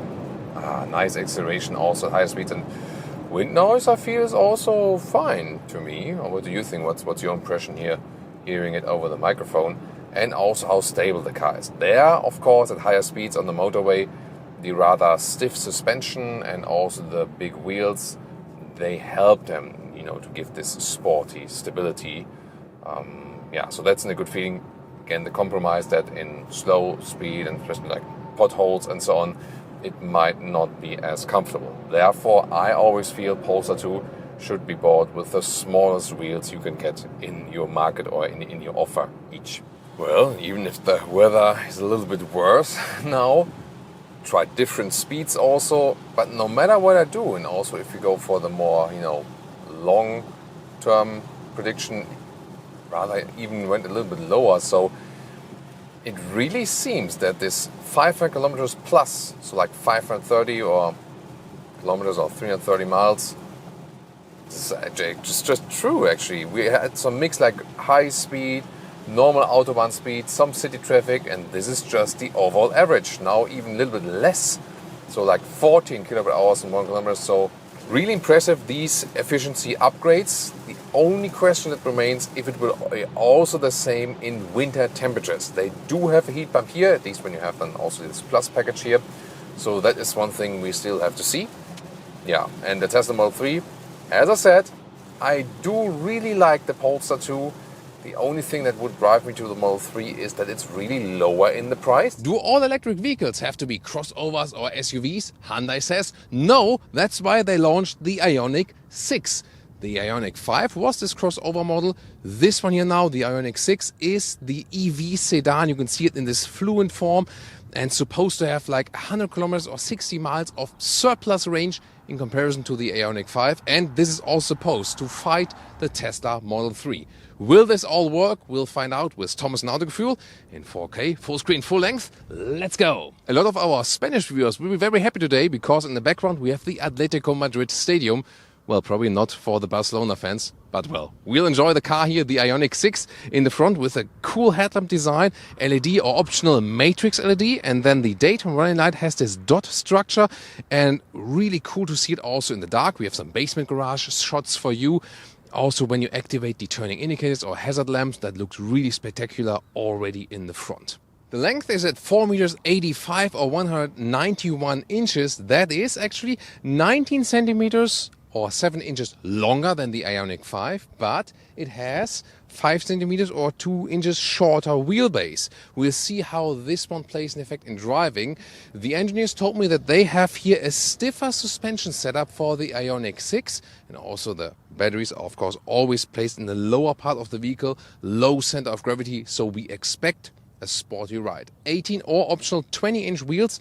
We have here the bigger ones, you can see in a very cool dual tone design, and you can either get classic side mirrors or here these camera digital mirrors which then project on the screen on the inside. We'll see if that makes sense. The door handles here either flush or open like this here at the moment. They come towards you then, and you can see this really central silhouette which looks very impressive indeed and all serves aerodynamics. A super interesting design in the rear with this, let's say, 2-spoiler design.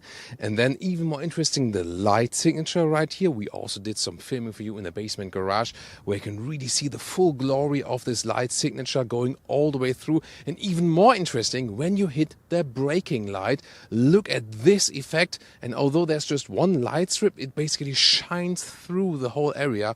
Wow, that's a cool effect indeed. And then here in the lower part, a contrasting end. And the electric motor setup, either all-wheel drive or rear-wheel drive only. In the all-wheel drive version with the big battery, 5.1 seconds in the acceleration figure. 7.4, so a little slower than when you go big battery rear-wheel drive.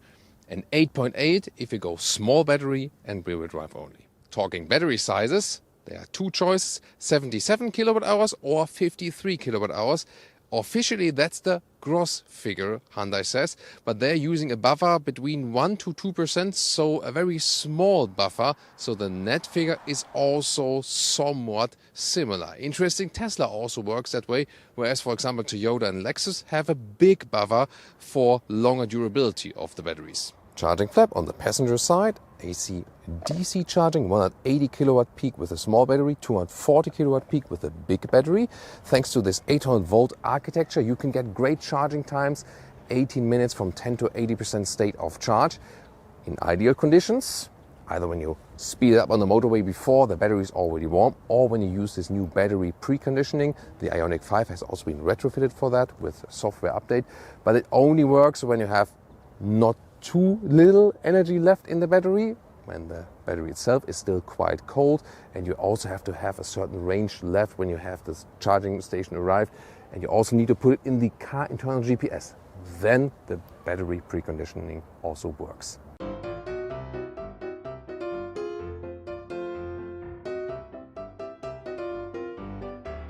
Short sound preview, active sound design in the interior. At the moment it's all off, but just listen to the difference when I set it to enhance, like the strongest mode. Really? Off? Now back again. This is the key fob, and really? I mean, this looks like, I don't know, maybe like a 90s Tamagotchi toy, or maybe also something which vibrates and can be used in other places. I don't know. You tell me in the comments. What is clear that here, the flush door handles, they're open like this. Pretty cool effect. And also here, the side mirrors, even if they are digital, they fold in and out. And have you seen that? Here. Like this signature here in the side. Wow. Really cool, isn't it? Then door closing sound. Yeah, it's quite solid, and inside of the doors, super clean. Even cleaner when the bottle is not on the inside. Look at that clean atmosphere there. And they even moved the window levers to the inside of the vehicle to have this super clean design.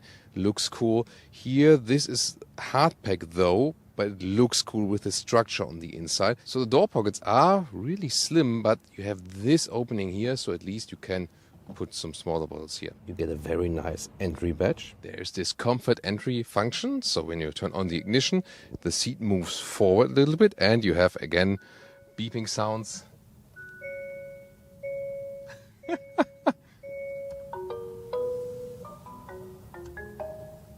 Dun, dun, dun. Okay, yeah. I don't know. There should be a button to turn all of these sounds off, right? So when I'm here in a normal seating position here now with 189 or 6'2", then the headroom is still there, so it works also for tall adults. You sit indeed lower than in the Ioniq 5, but overall, actually, yeah, makes so far a quite comfortable position. Steering wheel, manual control, up, down, in and out, very smooth from the process. You start with a base fabric seat, and that one is actually more comfortable because it adapts more to the body. Optional then, in Europe, this is animal skin. In the US, the Haptex high-grade leatherette. Yeah, so really don't understand why they went for that choice here in Europe still with an EV launch in 2023. And what's interesting, you can get this relax seat function, and you can have it driver and co-driver side. It is actually this button here, down there, this one here. But I can also control it here with this gentleman's function from here. So I can do it parallel with my seat. So for example, think about a charging stop or something, and you need like 18 minutes from 10 to 80% state of charge. And then you want to do something differently while charging. For example, sleeping. This is also something they intended because they have this even area here that you can work, for example, during a charging stop with your laptop. So when you look at that here, that it stands here in this area in the proper way. In the Korean spec, I heard there's also a special additional tablet available. Maybe we get that one later or something. But I think it's overall a good idea to have this workstation idea. Interior overview, 2x 12.25 inch screens in this one unit design. Very clean layout, horizontal stress here. Once again, this nice dot design. You also still have some manual things like the volume jog right here, and also the climate unit here, which can be controlled right there. Super interesting cockpit POV, right side, and also on the left side you have the digital mirrors. And We can discuss if the classic ones or the digital ones are better, but the thing is, the execution here is really well done with the screen up there.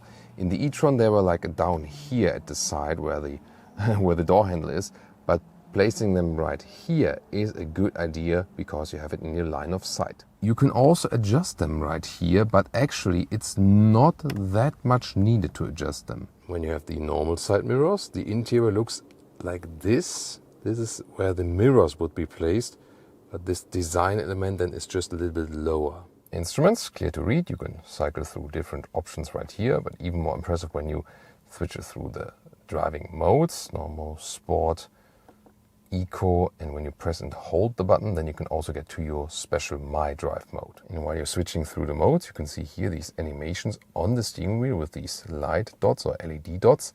And they are also active, by the way, when you charge the vehicle and serve as an additional charge meter. Rest of the infotainment system, what I find a little bit too complicated, you have a hotkey in the lower part, you see here, but then you have to activate the seat heating in the menu, also the steering wheel heating. I would wish a separate button for that, but that, you know, that's a general car trend. This, the main menu, has quite good overview indeed.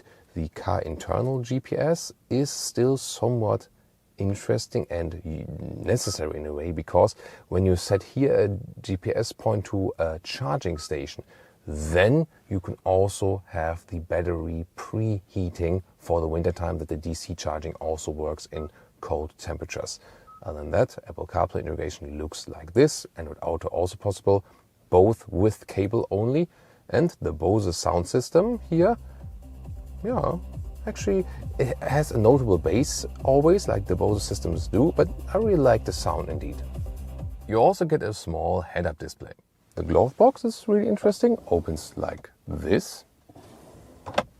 Middle console, here again this even surface for the laptop. And then you have inductive charging pin in front, USB-A charger, cup holders, adaptive and really large. Then you have, it's like a rough surface, which looks kind of cool. You have the window levers on the inside then, that the doors stay clean. Then you have this properly attached cover, and underneath more space. And even more space here underneath this floating console. Welcome to the rear seating area. Can really just say it like this. This is a premium vehicle. This has a lot of luxury style indeed. Yes, the inside of the doors is hard-packed, but the structure makes it also premium from the looks indeed. You have a lot of legroom, although the wheelbase here is shorter than in the Ioniq 5. They moved the rear bench a little bit further backward. And it's also relatively low indeed. So yes, a lot of legroom, but you also sit, you see here, I'm really leaning towards the back and very low, so I wouldn't say it's the most comfortable position for tall people. You see here, you know, how my legs are already in the air somewhat. And headroom, well, when I lean backward, then you feel that the roofline is going down, so it is closed, and only when I lean forward like this with my spine, then it also works. Otherwise, my hair is touching the ceiling. Then you can fold down this here, not adaptive for cup holders though, but from, you know, like closing and opening everything really makes a very solid quality impression. And then there are here some 2 USB-C chargers, and you can also see that we have this totally even floor, so they're really using this EV platform. And here in the back part of the seats, slide this open and you have a proper power socket.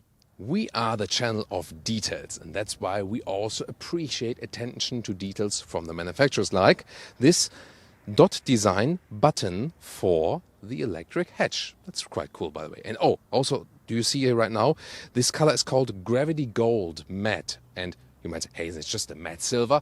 Well, here you can see these golden nuances now in that sunlight. Very beautiful. And now let's press this special button, and you can see here electric hatch indeed, yeah. But it is not a hatch style like in the Ioniq 5. It's more, even though it's electric, a classic trunk style. By the way, the Hyundai and Kia cars, they always have the thing that they have very loud beeping sounds, for example, when you close the trunk and so on. I think they could just tune them a little bit down. Maybe it's a safety thing just, I don't know. Oh, by the way, safety thing. That's well done. So, kids are safe, definitely. And here you can see this trunk. That's the thing, the Ioniq 5 has 530 liters. This one here is 400 liters of trunk, so that sounds little because the height is limited. However, you have one advantage. Here our famous measuring stick is 1 meter or 40 inches in length, and that's approximately the Ioniq 5 trunk, and here you have a little bit longer than, so like 1 meters and 9 and 43 inches, so a little bit longer in the trunk, but not too much longer. However, then again, when you fold the seats, 2/3, 1/3 split, then you get some 195 in meters or 76 inches, that's good. And storage for cables here in the lower compartment of the trunk, small one at least. Or you use the tiny frunk, 45 liters, but for some things it works. Welcome to Thomas's driving lounge with the Ioniq 6, acceleration 0 to 50 in this case, sport mode. Plop. Whoa, that went really quick indeed. So, yeah, I also got a slide from the passenger seat. Yeah, so it is definitely quick enough to also impress your passengers. The driving modes, when you pin it down, then you have the very same acceleration boost. I talked to the engineer about that. It's just that depending, if you're in eco mode, for example, then like this acceleration curve is more like this, and when you're in the sport mode, it's more like this, so it reacts quicker, but at pin down, actually, they always give you maximum power output. As I said earlier, to 100 kilometers an hour, 62 miles an hour, figure is 5.1 seconds, actually, here with the overdrive model and the big battery. Now I'll also zero out the consumption figure. We'll do a big loop now for you, and then we can also give you a realistic figure about the consumption, energy consumption. The thing is that today here, 18 degrees Celsius, it's the ideal temperature basically for the battery. It's not too cold, it's not too warm. Very good conditions here today to score a great consumption figure. And indeed, due to this more aerodynamic form, it's from form pretty obvious that it will score a better figure than the Ioniq 5. But still, the batteries are the same, of course, so the question is, will it make a significant difference? That is a crucial point. So about these digital mirrors, I'm in general a little bit skeptical about that. The Audi e-tron, today the Audi Q8 e-tron, I don't like it at all actually. But here the solution is definitely better with these higher placed monitors, and is also a very crystal clear view. So it is just a better execution. That's what I like about it actually. That's pretty cool. And still it's somehow not that realistic in a way, I would say.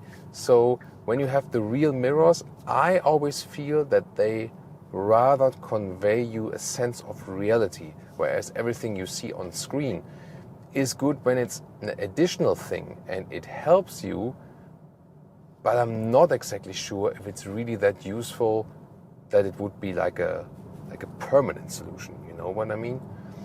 However, it has a pro and con thing always. Pro is that you do not have a blind spot, so these cameras are also installed in big trucks, for example, and there I think it's a good solution because they really have more advantages to it. Yeah, but we can discuss that for sure. You also have these aiding lines when you're changing lanes. That's actually pretty cool. And let's see here, also acoustic warning and a visual warning when someone is in the blind spot. So that's also a good additional feature, and you can integrate it all into the screen. So yeah, as I said, the best solution I've seen yet for these digital mirrors, also from the size and the clearness and so on. I might get used to it indeed. First I'm on the highway, 100 kilometers an hour, 60 miles an hour, and so far so good from the noise insulation and so on. These aerodynamic factors always help in this case, of course, to make also the ride more silent. Okay, here I'm still checking, of course, with the shoulder view. Actually, you're also still supposed to do that. You can set different recuperation factors here for the Ioniq 6 up to the I pedal. So when you here press all the way to the left side, recuperation shift pedal conditions not met. Okay, that happened. Not sure why that is the case. So usually you can... Now it works. Not sure why it didn't work before. So now you heard maybe this beep. This is then the I pedal. And in that case, I lift my foot off the throttle and there's strong recuperation, really one pedal driving feeling. If you shut down the vehicle and restart it again, this is basically deleted and it jumps back to level 3. So I pedal cannot be saved as the standard factor to go for, standard setting to go for again. But if you put it here, level 3, level 2 or level 1, that is actually possible. When you restart the vehicle again, that is being saved. This always has to do with these homologation things. So manufacturers have to set these testing cycles for the consumption of the vehicle, and then they also have to decide, have they set a certain level of recuperation for this testing cycle? That's the reasoning behind, not because the manufacturers want to want to annoy you or something. Difference to the Ioniq 5 in the driving feeling, that's very interesting, of course, because they have both the low center of gravity and they have so many equal parts.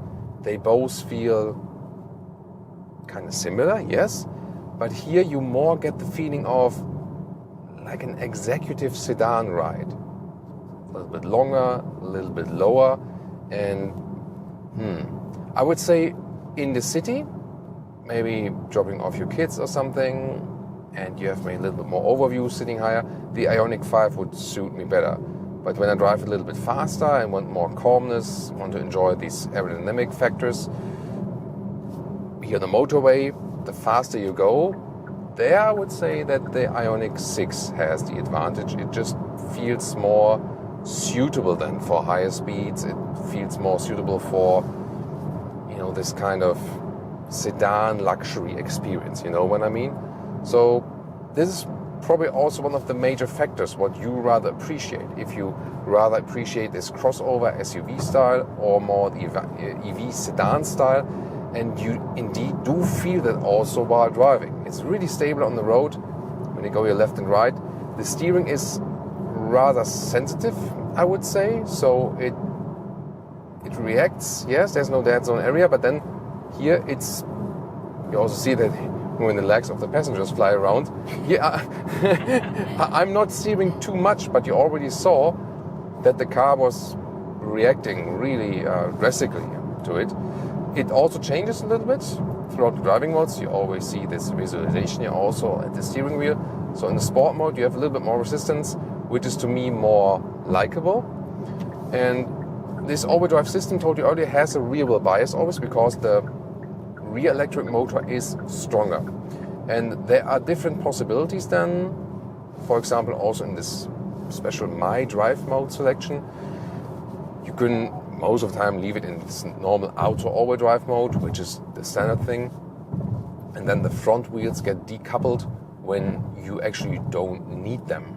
That saves energy, so I think good solution. And of course, when you really floor it out instantaneously, then you also get the front motor support again.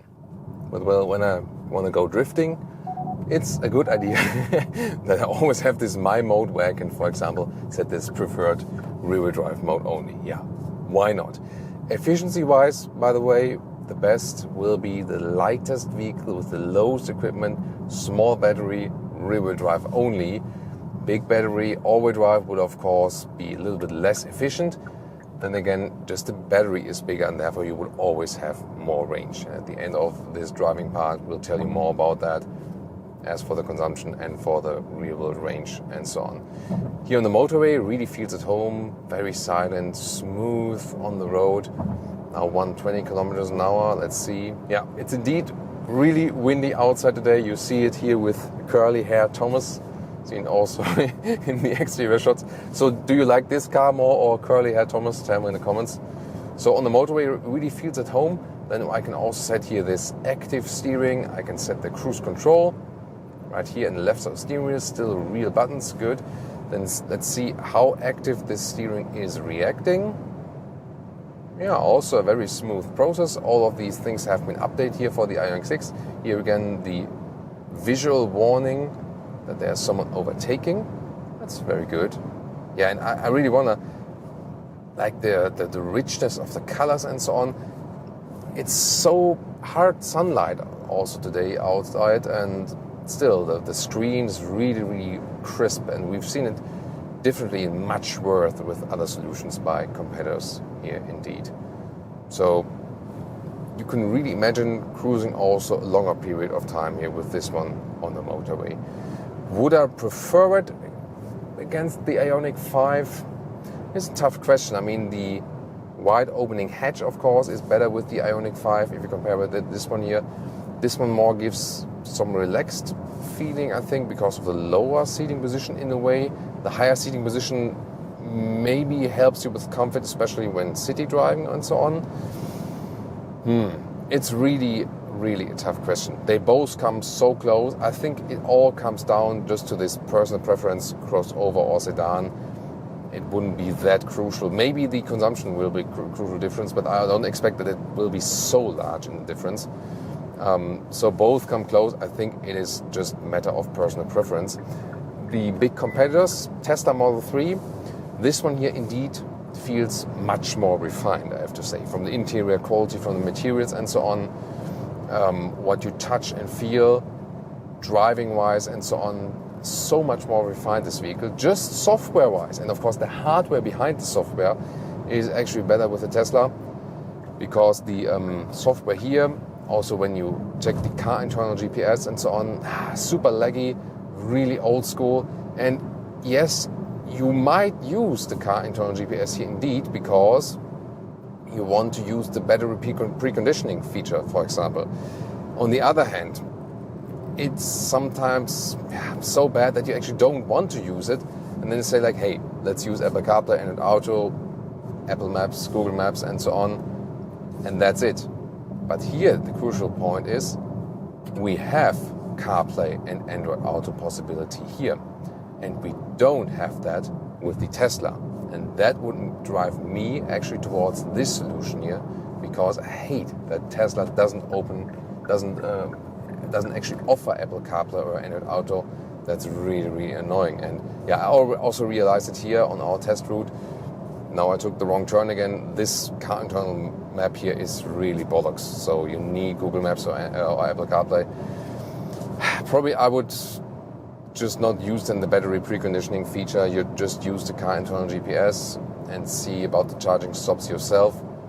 And yeah, I mean, when you power it out on the motorway, then the battery is warm anyway. And now to some agile corners. Let's go to the sport mode. There's no adaptive suspension, so that one actually does not change. A little bit in here from the steering input, a little bit more resistance, and of course a more direct throttle input indeed. And when you go here some left-right, car doesn't shake up too much. They told me they have a little stiffer suspension setup than with the Ioniq 5, and also the wheelbase is a little bit shorter here with the Ioniq 6. So that indeed makes it a little bit more agile, indeed. It's not that there would be a huge difference, of course, a little bit lower also from the whole body type. So indeed, would I say it is more fun? Yeah, it is. A little bit. Doesn't feel like a completely super different car, like you would say this one end is the other end. They are still also similar in the driving characteristics, but the Ioniq 6 definitely a little bit sportier, a little bit more fun, and yeah, I mean, why not? So on one hand, it's more in this executive direction, and the other hand, also in a sporty direction, but they didn't put it so stiff that it would be uncomfortable. We even drive here with the 20-inch wheels, the bigger ones. If you want the most comfort, then you would stick with the 18-inch wheels. They usually only have advantages, these 18-inch wheels. And of course you have also smaller wheels as for the width, and that's again also good then for the consumption. As for the best efficiency for EVs, it would be like when the wheels are large, in the diameter, but they're actually small as for the width. So that would be the best combination actually. But here, yeah, having a lot of fun indeed. This guy wants to overtake, I think. Yeah, and that's easily done. You always have some power reserves left. Actually pretty cool, like that. And also the good brake blending. So most of the time you use the recuperation or regenerative braking. When you need more braking power, then actually the rear brakes are being applied. And you always get the feeling that you maybe would just use the normal brakes. That's actually totally fine. So all the disciplines in driving we have tested, very well mastered.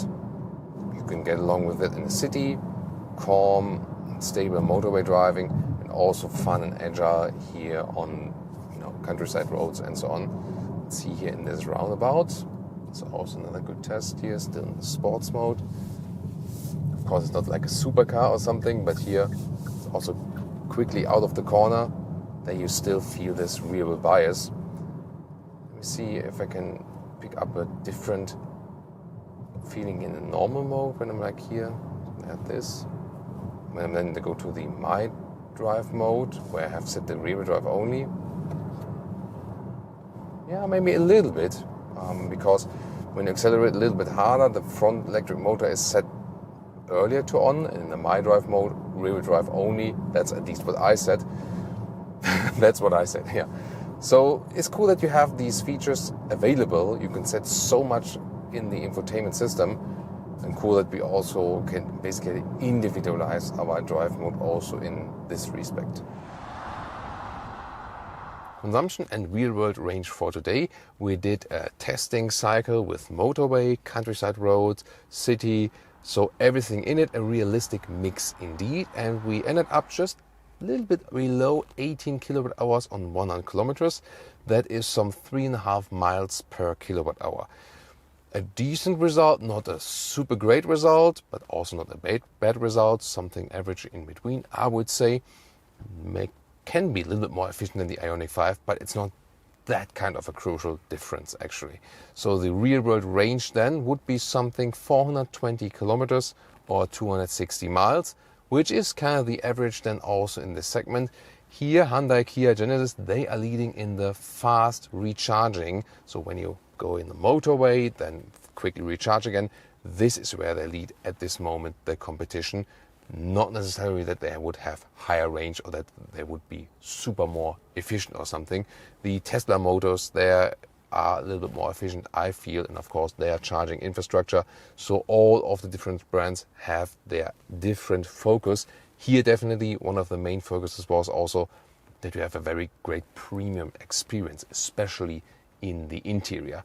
With the digital mirrors, as I said, it's a very good execution, but I feel that real ones are still always better and safer in a way, because when you look at the screen, it doesn't give your brain the information, this is reality. You say like, there's a car next to me, yeah, that's on TV. You know what I mean? That's, I think, the risk involving that.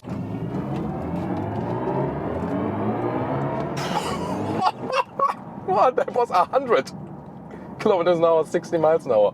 What?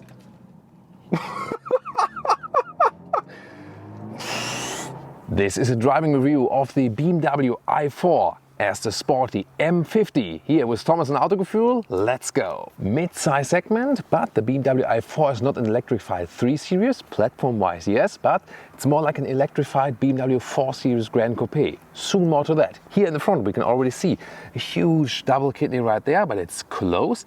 Has this M badge right here because this is the sporty M50 version. There are also base versions available. Then in the blue accentuations here around the logo, signalizing the electric lineup, and the color here for today, a true Thomas blue. This is Portimao blue, but in the matte styling.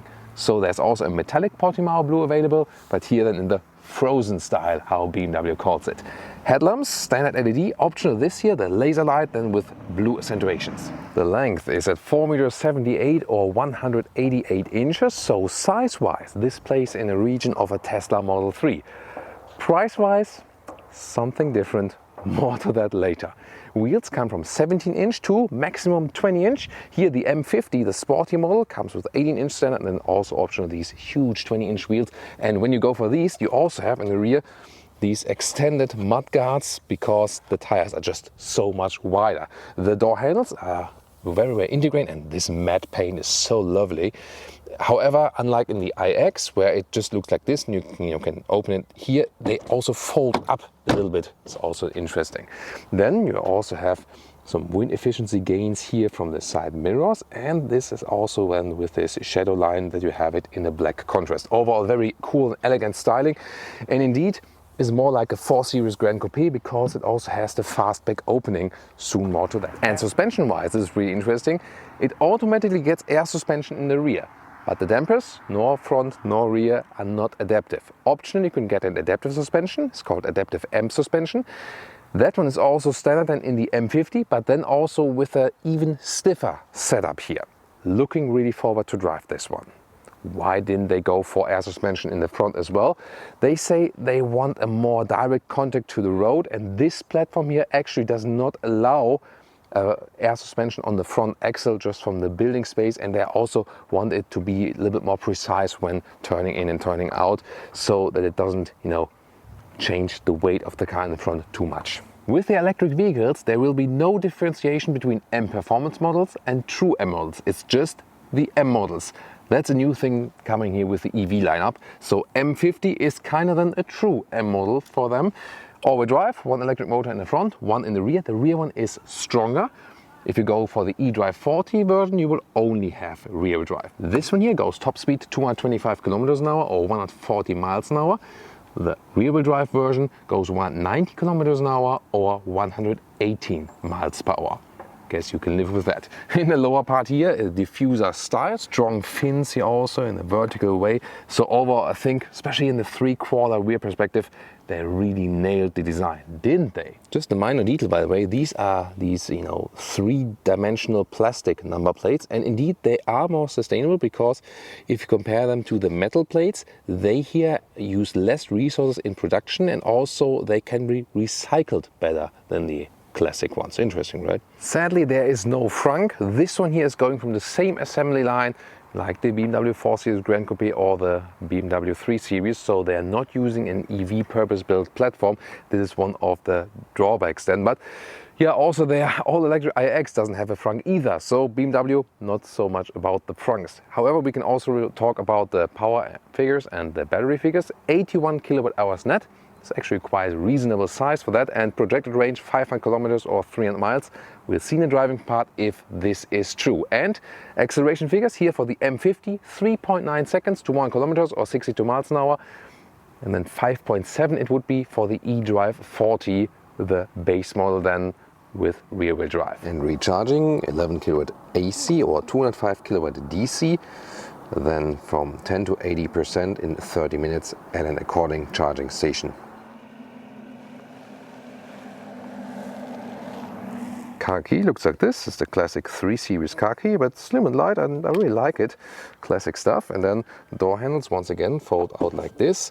What about the door closing sound? It's frameless though, and yeah, here the door closing sound is really bad actually. Nice, however, the interior build quality, soft touch here, and also how the handles are being, formed out. So Hofmeister King design clue for the inside. And then the M50 comes with the M steering wheel, also with contrast stitches then here on the inside. The i4 in general with the blue BMW electric badge. And then seating wise is very interesting. These here are the sport seats, and this is also the animal skin equipment, because you can see it here when it's like in this, many separate, parts. There you can see that this one then is from animal skin origin. However, standard here for the M50 model would be a surface mix of Alcantara and Sensatec, animal free. And for the base seat you start with fabric and Sensatec mix. And for the i4 you can also get pure Sensatec seats. They are also perforated, beige, black, brown or red, so 4 colors available. The ventilation function is not yet available, but BMW told me they are working on a perforated, ventilated Sensatec seats, and this would actually also be the most choice or the most frequent choice for the majority of customers. Oh, by the way, why did I switch to the big microphone here for the interior? Well, there are so many electric interferences that you hear that more on, the attachment microphone. This one here covers it a little bit better. Seating position here in the front, we really know it. It feels like in the 3 Series or like in a 4 Series, completely normal. It's not the most comfortable for long journeys, I have to say. Steering wheel, however, can be adjusted up and down, in and out, and so on. So you feel that it's not an electric platform, otherwise you would have more space in the front. Headroom, by the way, without a panoramic roof, here 1.86 6.1, enough left, but again, it's rather a little bit cramped. Cockpit overview, again, similar to 3 Series or 4 Series, but then you have this widescreen cockpit, 12.3 inch left, 14.9 inch right, this curved display. This, of course, pretty fancy, but the thing is, then there are no manual dials for the climate unit. You do not have manual climate dials, however, at least a manual volume knob. In that M50 here, nice carbon fiber decal element. In the digital instruments, we can see left side the speed, right side the e-power, and on the lower end then you see the recuperation. In the middle part you can adjust what you want to see, for example also map info. And the head-up display is of course always a nice option to have. It's nice that we still have traditional dials here at the steering wheel, left side for cruise control and right side here for example for the volume. And then there's operating system 8, completely new. This is one of the menu styles, but I think it looks kind of outdated a little bit. Climate unit always stays here in the screen. That's of course not that practical. You can use voice control. Yeah, but manual climate dials, most of us agree that it would be more practical. Then here on the left side, usually, you know this from the OS 7 or OS 6, here you have hotkeys to CarPlay. That's actually quite good. But then again, below that would be the car menu. And that is then here, hidden in this whole thing in live vehicle. But why can't I access this here, right again at the hotkey part left? So I don't really get it. However, what's good is with the new system here, it's actually, better as for the CPU power. So here, zooming in and out at the map, this is actually very, very good overall. And here the CarPlay, nice integration like this.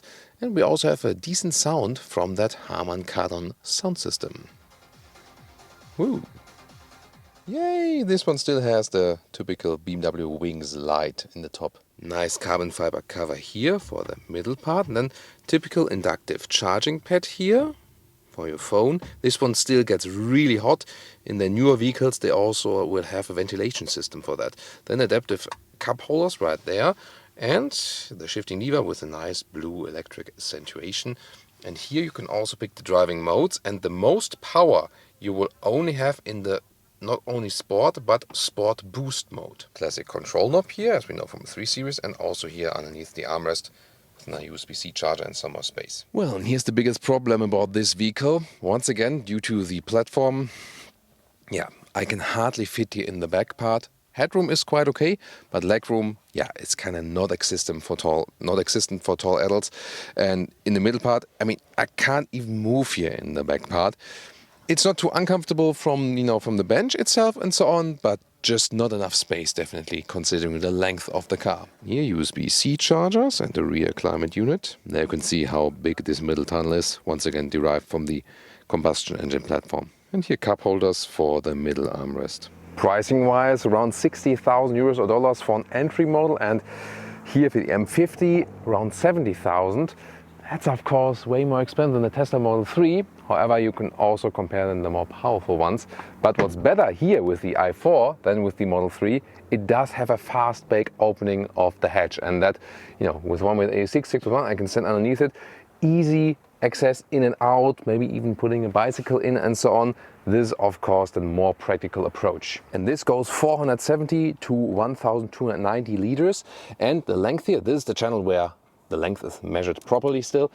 A little bit less than a meter or 40 inches in length. And the width here is a little bit more limited. This is then here 90 centimeters in width or about 35 inches. And the height to the cover, 48 centimeters or 18 inches.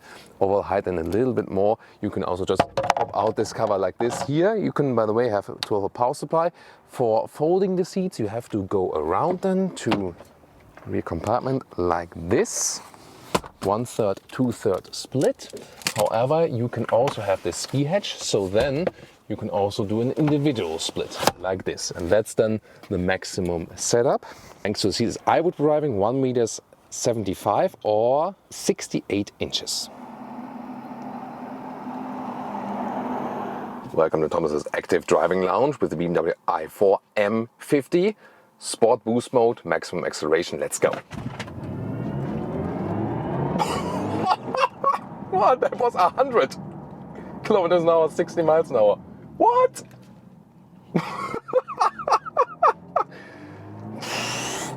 Holy moly. I mean, yeah, it was a little bit downhill, that part, but what the hell? You also heard this sound theme they have installed here, cooperation by Hans Zimmer.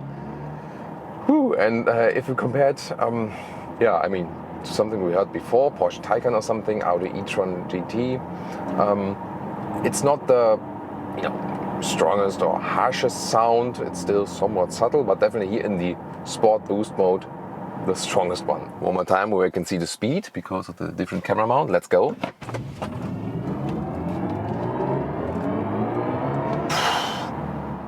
Oh my goodness. Wow.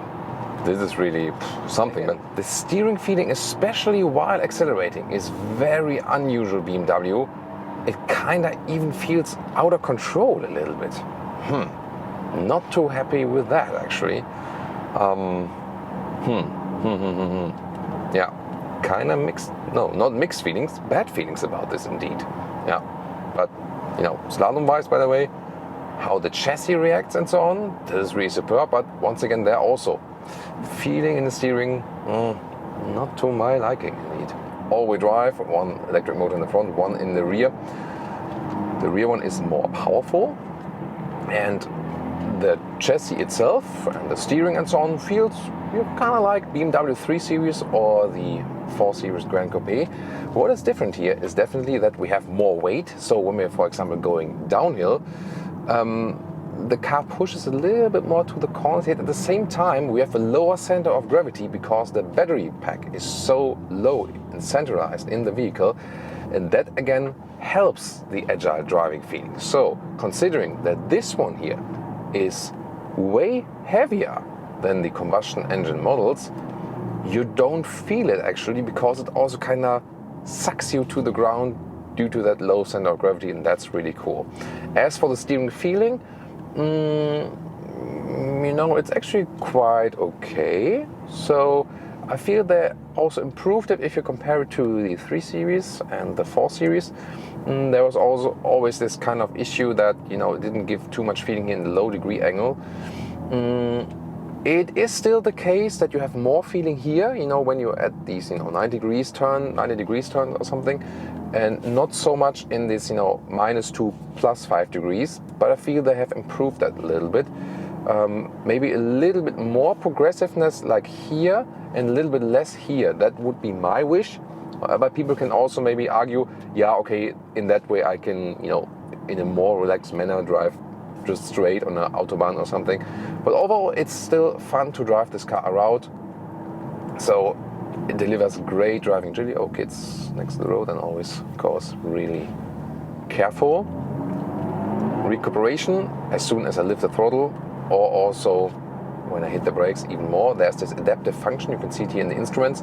So when the car sees there's a car in front of me, then there's harsher recuperation. And that's to me a very good, you know, very good way not to use a B braking mode, like a one pedal driving feeling, because here in that way you kind of have both worlds. So when there's no one in front of you, the car is rolling. When there's someone in front of you, the car is automatically applying a strong recuperation. I think that's a very interesting approach, definitely, and because sometimes you feel like, yeah, rolling is a little bit more comfortable, and sometimes strong recuperation is better and also safer, for example, when there's someone in front of you. And this adaptive recuperation mode could be actually the solution then for the future. So there's also a better transition for people from ICE cars, that they don't have this one pedal driving feeling at once. So yeah, I think that is really something very interesting approach they found here for the regenerative braking. Oh, what's your take on that? And now that boost uphill. Wow. That sound experience definitely enhances the acceleration experience, definitely. And the thing that's really interesting, so when you have that boost, the steering gets super light, and that is a little bit, yeah, I'm not sure. Is it because the car really literally lifts from the ground or something? But that's definitely a little bit irritating. Yeah, to me, overall the steering is a little bit too light. And I think definitely, especially if you go from in a sports mode, it should actually be heavier. By the way, here at 70 kilometers an hour, noise insulation is really great, so it's a very silent atmosphere here. Especially when you, for example, go back to a comfort mode and then you don't have this sound feedback and so on. So you can also use it as a cruiser and be like really, really calm. And the thing is really, since it's not on this EV platform, for usage of space, that's negative, definitely. If you, however, seek a good transition from a combustion engine vehicle to electric vehicle, this might be something because, again, this car does not feel too different from a 3 Series or from a 4 Series, yet at the same time you have the electric boost and you still have a great handling really because of the low center of gravity. So it's a lot of fun to drive this one. Overall, it feels really crisp. It rather feels a little bit like the, I would say, M Performance model of 3 Series or 4 Series, like the 340i models. This one would be, I think, the best in comparison. The true M models combustion engine are a little bit stiffer as for suspension and so on. This suspension here, the M adaptive suspension, is tuned on a little stiffer note than it would be if you go for that adaptive option with the normal suspension. But I think it still represents a quite nice compromise. By the way, even in the comfort mode here, you also have enough power. For example, here, overtaking maneuver of this tractor. Yeah, so that was also 50 to 100, easily done. But really, the feeling in the steering wheel is not adequate to the vehicle. That is, to me, the biggest criticism point. And suspension-wise, I'm not a fan of mixing suspension technologies. They have air suspension in the rear, but not at the front. Yeah, they said that due to this platform being used, usually you don't have air suspension there in the front. You cannot really do that. And they also want a more precise turning in and turning out and so on. And they would need to use the bigger platform to offer air suspension in the front. Yet at the same time, they went for air suspension in the rear because of the heavy battery pack and also when you then put some load in the trunk and so on. But to me, this is not really mixing that well. It might be something because I'm really, really, finely tuned my body to feel these, soft nuances. But I feel that the rear is a little bit softer. It's actually quite good. And that the front is a little bit stiffer, sportier. And I don't think it's a good mix. Either go for the smooth setup both front and rear, or go for a stiff setup front and rear. It's something talking about a very, very high level with a fine nuance tuning. But still, I don't think that's a good decision. So definitely great boost, great handling. Steering feel, they need to improve that, make it a little bit stiffer, make it more natural. Yeah, and suspension technology wise, I think it would have been better if they left out the air suspension in the rear and just put some good adaptive dampers on it, front and rear, and that would have been better definitely for the whole driving performance. We'll also head out to some faster driving to test more about the noise insulation and so on. But overall, I think we can already say from driving, this is here for a transition from combustion engine to the electric vehicles. And of course, still yet to come, all about the efficiency and the range of this one here. And on a motorway, that was 50 to 130. Wow, that goes so quick, it's really astonishing. Wow. And now at a normal motorway speed of 120 kilometers an hour, so like 70 miles an hour, let's set it to the cruise control. So also, you can switch to normal cruise control and also the assisted driving mode. Then we also have a lane keeping assist. Let's see how that one plays out. So if it works in a very smooth way or not. Noise insulation so far at that speed, very good, very silent. Of course, you don't have any sound then from the normal electric drive if you're in the comfort mode, just the electric sound experience there, the artificial one. So overall, you do get a calmer feeling because there's no like sonorous sound from that engine running all the time. That might also be an effect where you say like, hey, that's calming for me, So I'm also still looking forward for electric vehicles that are actually just mimicking the ICE sounds. I think it would be a better idea than letting them all sound like spaceships, So because we like to have, like 6-cylinder or 8-cylinder sounds because it touches something very basic in our, feeling and understanding.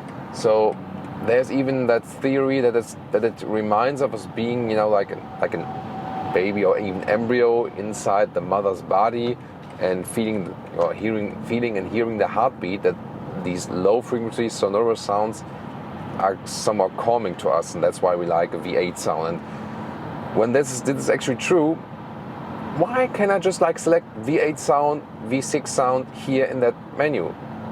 It would just be software, or open it for third-party applications, put an API in there, and then people can program that themselves or whatever, So that would be really something that would be way cooler than giving millions of dollars to the Hollywood composer,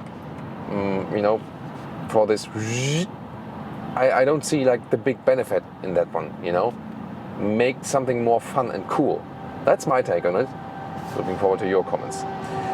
So let's induce this lane keeping assist. Let's go a little bit to the left, to the right. Let's see how the lane is being kept when I'm moving up to the left. Yeah, there it is. So a subtle intervention. Then we also have a blind spot monitor. There it is, a yellow triangle. And when I put the turning indicator, then it's also flashing. So assistance systems, very well done, very well integrated as for that. And still a reasonable motorway vehicle. As I said earlier, the offering of space already in the front is not that great actually. Everything feels then similar seating position wise and so on, just as you would be driving a normal 3 Series or a 4 Series in that respect actually. Looking at the widescreens here while driving, by the way, is pretty nice. However, what's a little bit irritating is climate control. I changed when I want to have it coming to my hands just manually here, because in that climate menu you can either switch from balance to dynamic and that's it.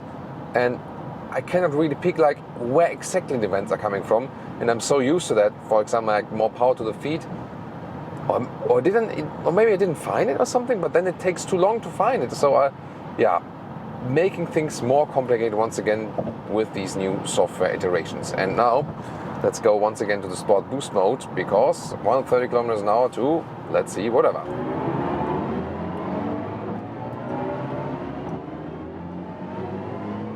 That's a 200 kilometers an hour, 125 miles an hour. For this traffic situation, definitely enough, and still good noise insulation and really stable on the road. So yeah, I mean, the surplus in weight is in this case maybe even a good thing in that case, but once again, the steering feeling, that is the thing that is lacking to be one with the vehicle in that case. Well, and as for the average energy consumption, like 19 kilowatt hours on 100 kilometers, so that's some 30 kilowatt hours on 100 miles, means a range of 430 kilometers or 270 miles. That is not as much as promised, but still, somewhat decent result considering it's not an all EV platform. Well, it was critical with some aspects, but nevertheless, the rigidity of the chassis and the driving dynamics and the overall fun and also calmness on the road with this vehicle is excellent, just as we know from the 3 Series or 4 Series Grand Coupe. How good is the all-new BMW 5 Series, and how does it rate against the main competitors, Mercedes E-Class or the electric one, the Mercedes EQE? We're going to find out here today in our extensive driving review with Thomas Autogefühl in 4K, full screen, full length. Let's go. Here you can see all the 5 Series version, no matter if electric or petrol or diesel or plug-in hybrid, will more or less look the same. They're building on the very same platform. And here on our channel, we'll keep you updated with all the different versions. This one here is the i5 M60. So this is the M Performance model, and also with the M Sport Package Pro. That means the black frame around the double kidney. And also here the M logo. Lower part also, when you have the normal M Sport package, looks sportier here. And mineral white is this exterior color. We have more colors for you. One of my favorite colors is here the frozen pure gray. There's also a deep frozen gray available. It would be a little bit darker, but here in the bright one, I think, yeah, this is what I really like. The matte paints here, by the way, you can always hear it when you feel them actually. The advantage is actually that they look cool, yes, and when it rains, it almost gets cleaned by itself. The disadvantage is when you have minor scratches, you cannot really easily, polish them or so, then you just have to repaint. So that's the downside. Well, and then another pro and con, the extra price here from a German configurator is 3,750 euros. But then again, all the matte paints are now bio-based. So when you pick a matte paint, it is actually more sustainable. So you can say like, when you argue at home, yeah, I need to go for the matte paint because, more sustainable and so on. And this is here the i5 M60 in fire red, so different color. Of course, you can also get all the colors for all the different powertrains. And this is also equipped with some more carbon fiber details, for example, at the side mirror. Or also in the rear, you can see this small spoiler in carbon fiber. And one more color for you is Brooklyn Gray, also one of my favorite colors. And here we can also see the direct comparison. Here with our i5 M50 and the M Sport Package Pro, we have the outer frame in black, and also here the inside part looks a little bit different. And here, this one here is the eDrive 40, so that means the rear-wheel drive standard or base electric version, base i5. And then this one only has the M Sport Pack. That means we have the sportier lower accentuations, but the outer kidney frame is still then bright. I think that really looks better. And also the inside of the double kidney, I think just looks more classic BMW here with the vertical fins. So if you ask me, compare this styling here, right, or it's on your left, right, on your left and to this right. So on your left, the styling, I like this one way better than this one here. What do you think? Tell me in the comments. Here, when I give a little bit of shade to the front double kidney, you can get this optional, the iconic glow. Then the frame is also illuminated. Adaptive LED main headlamp unit, then the daytime running light here, or when you hit the turning indicators or hazard lights, they replace it and have this pulsing effect. And turning indicators in the rear, very wide. Yeah, this is definitely visible. The length is now at 5 meters 6 or 199 inches. That's 10 centimeters or 4 inches longer than the predecessor. Wheels from 18 inch to maximum 21. These are the biggest 21-inch wheels in this M design. Really impressive indeed. And you can also get these black contrasts here, the side mirrors, also in the lower part. You can see it has a very high contrast, especially to the mineral white color. In general, if you compare the BMW to the Mercedes, whereas Mercedes, both with the E-Class and also especially with the EQE, the EV version, goes more in the round direction. This one here more has this classic German angular styling. Very nice indentation here of the 5 logo, by the way. What do you think about the design, and also especially if you compare it to the competitors? Typical 3-box sedan styling I liked, and also the angular shapes, really widely drawn tail lamps. And as for technology, let's start with the suspension. You have base suspension. You can go for an M Sport suspension, a fixed one. Also comes with the M Sport Pack. You can also optionally go for the Adaptive Suspension Professional. That one always comes in a package with adaptive dampers and also rear exit steering. Goes 2.5 degrees in the opposite direction than the front wheels, reduces the turning circle. And for the M60 here, you can get the Adaptive M Suspension Professional. That one also adds an anti-tilt control that it stays more upright. And to be even more specific, the i5, so all the electric versions and the plug-in hybrids, because of more weight on the rear axle, always also get air suspension at the rear axle. And this vehicle here is also mineral white, but it does not have the M Sport Pack. That means there's no black accentuations here. Here we have the air curtain, wind goes through there, and a little bit cleaner look all around, less sporty maybe, but I feel it maybe looks even a little bit sleeker that way without the M Sport package. Or what do you think? And also a crucial difference, this one here without the M Sport pack and also in the eDrive 40 version, so let's say the base electric version, has a CD value of 0.23. Whereas the i5 M60 has 0.25. So there is a big difference in aerodynamics. And this one here is also 170 kilograms lighter because you only have the electric motor at the rear axle. So in our driving part later on, we'll do a comparison of consumption between the all-wheel drive and the rear-wheel drive model. And we'll also do a special feature on the highway assistance system. So there's a new autonomous driving feature where I just drive with my hands off and it's even allowed. So more to come in the driving part very soon. Super interesting also here in the side profile. First of all, 20-inch wheels, so a little bit smaller, but still large, right? And then here we have chrome frames around the windows, a little bit more classic styling here also with the 5 indentation.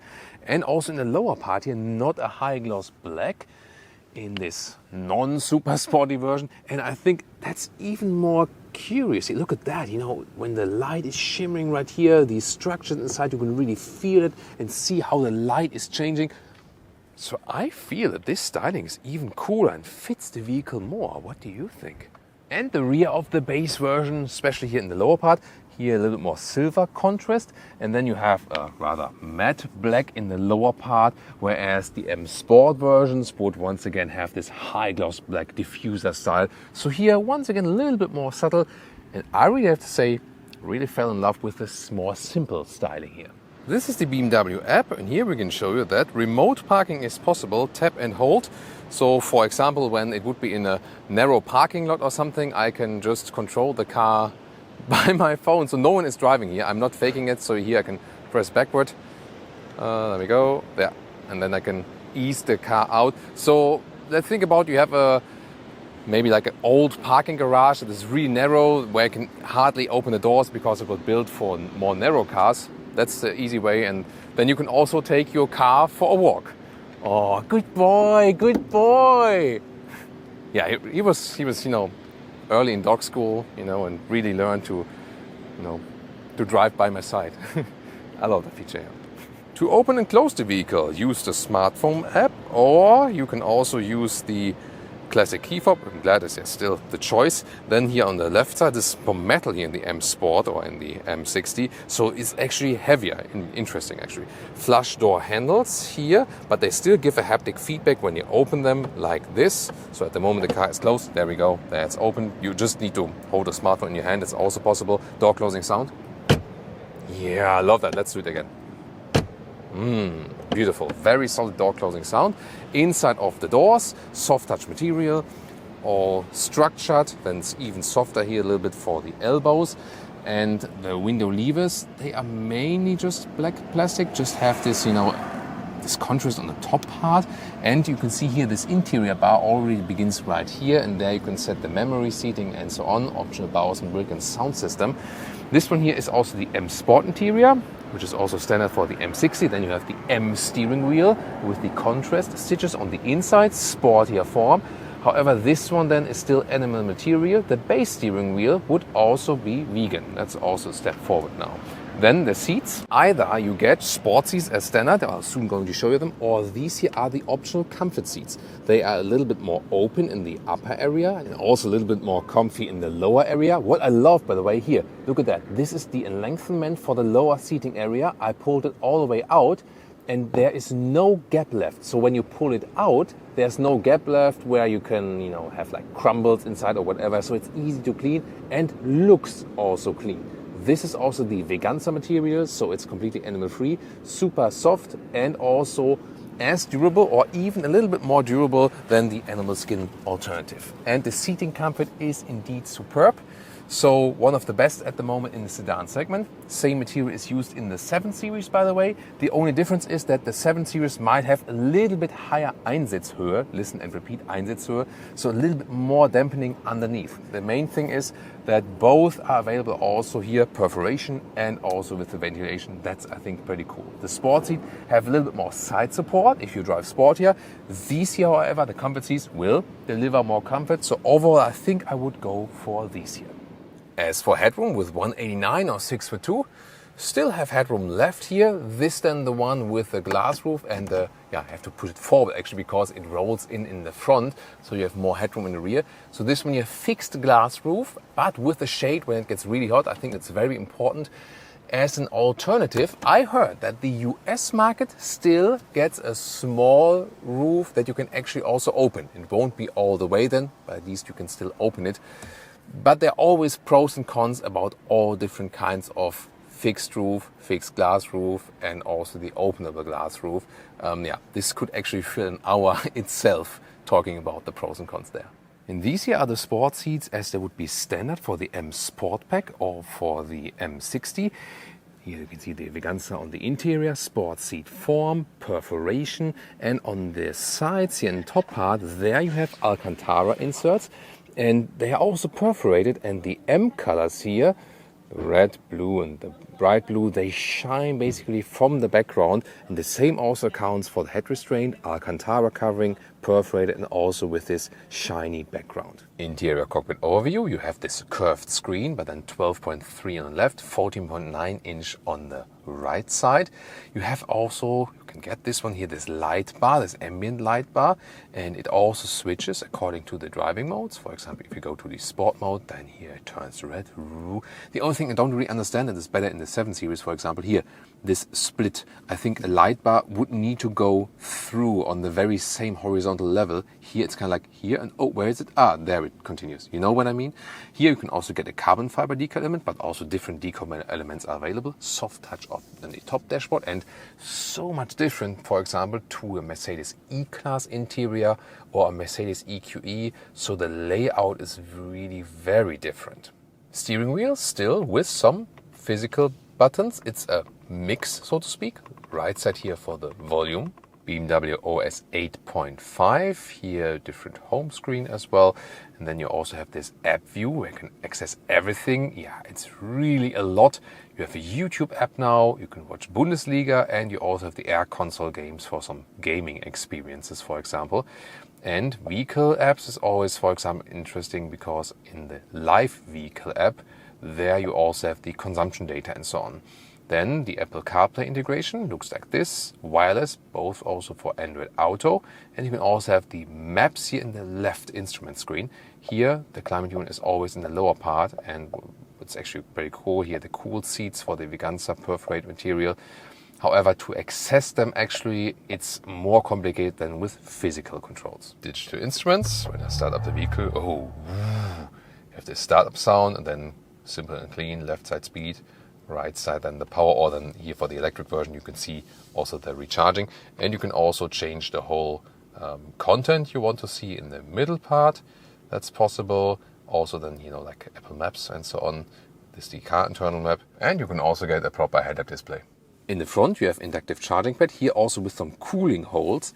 However, the disadvantage is it looks like two, but just the left side is for the recharging. The right side is just for storage, basically. Then adaptive cup holders, 2 USB-C chargers, and we have still this control lever here. There you can also control the infotainment system while driving, and it also has a nice sound and still a normal volume jog right here. I like that. Here, this is where you control the driving modes. This is, to me, a little bit too complicated to do that while driving because you have to click here and then in touchscreen, or then use this one. So a separate control for that would be better, I feel. And we have this split opening. I always like that for the storage right there. And listen to that, also with a nice closing sound. And here now, this is also the animal-free steering wheel. It has different styling. We know it from the BMW iX because the iX had this form, and now will also get as an update also the animal-free material.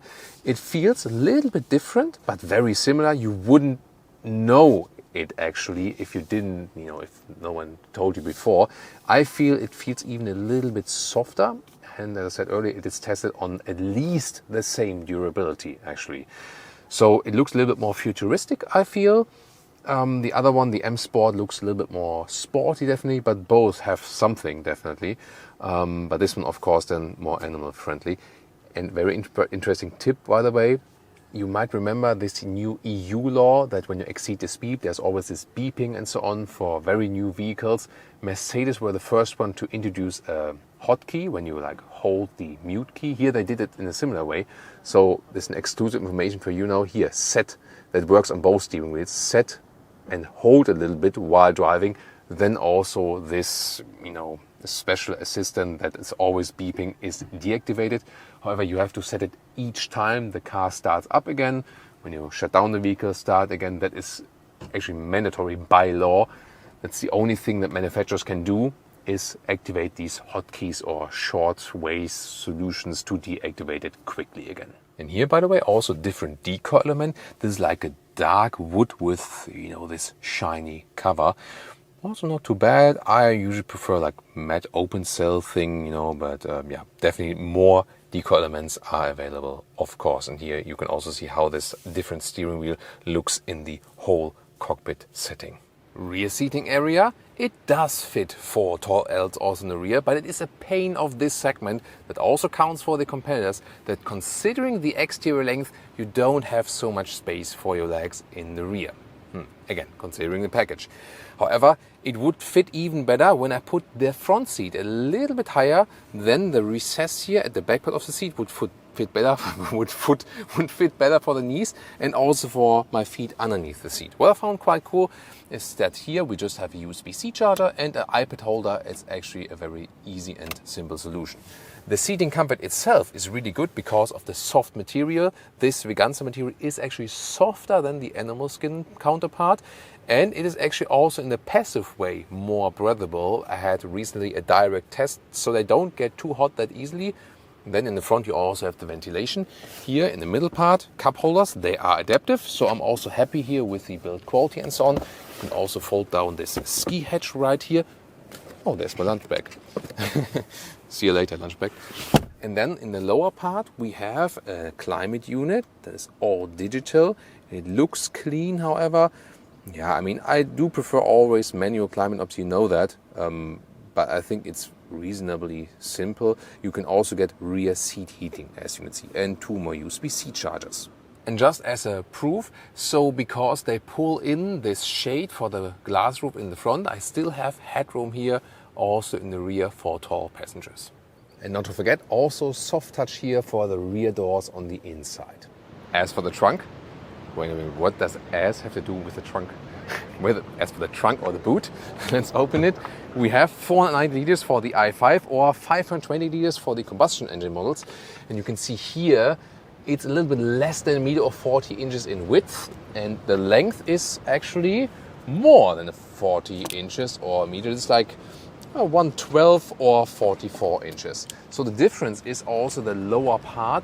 If you have a combustion engine model, then this one here is a little bit lower, but there's no space underneath. If you have a plug-in or i5, then you have some space underneath, but it's a little bit higher overall. And you can also fold the seats, unlock them right here and here, but then you either have to push it with the luggage, that's possible, or have to go around, then you can also load through.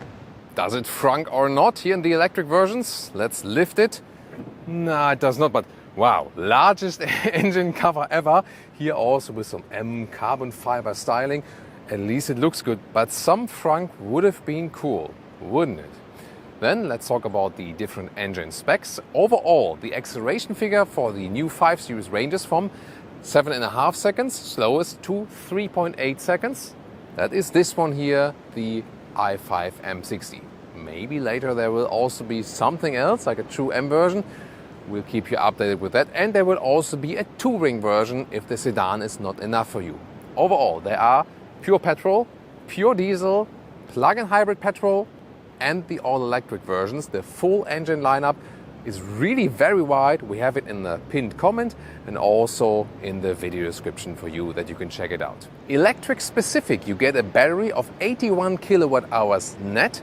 What concise range we can score with that, we're going to find out today in our driving test later on. As for recharging, less than 30 minutes from 10 to 80% state of charge. Difference in the two versions so far, as a rear-wheel drive version only, that one then around 6 seconds in the acceleration figure, or this one here, the all-wheel drive electric version, the M60 with 3.8 seconds in the acceleration figure, then one electric motor per axle, but the rear one will always be the stronger one.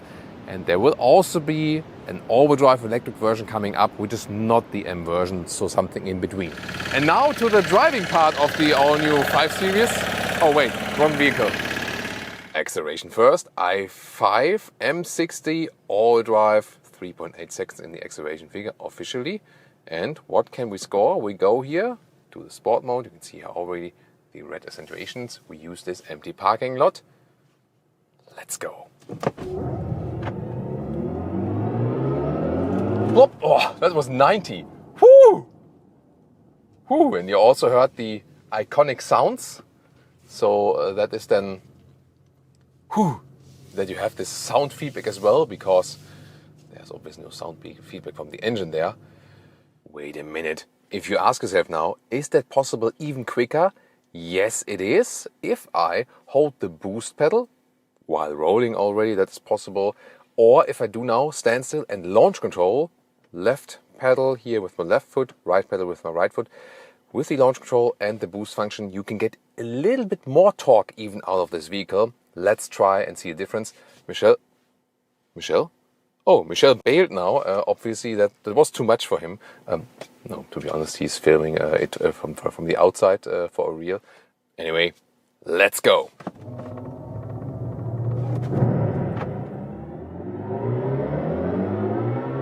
Oh, that was more than 100 already. Whew! Wow, I mean, super quick in both cases, definitely. Here, just a little notch. An interesting thing is, you don't get more horsepower, but just a little bit more torque out of the boost function, or then here the launch control, here boost function. Then for 10 seconds, I have this extra boost always available. Yeah.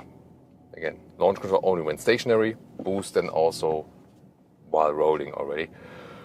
Whew.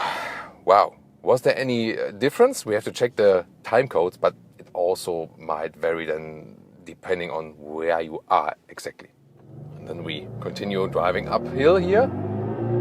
Wow, that's really a lot of artificial sound. However, you can also turn that off. I can also show that to you very soon, no problem. Here, one more time. Uphill, it doesn't even feel like going uphill because you have so much power here. Wow. Amazing. Then hammering the turning indicator, that's always a lot of fun. Let's just do it one more time. Ah, that sounds beautiful. And you can also accelerate out of the corner here very well.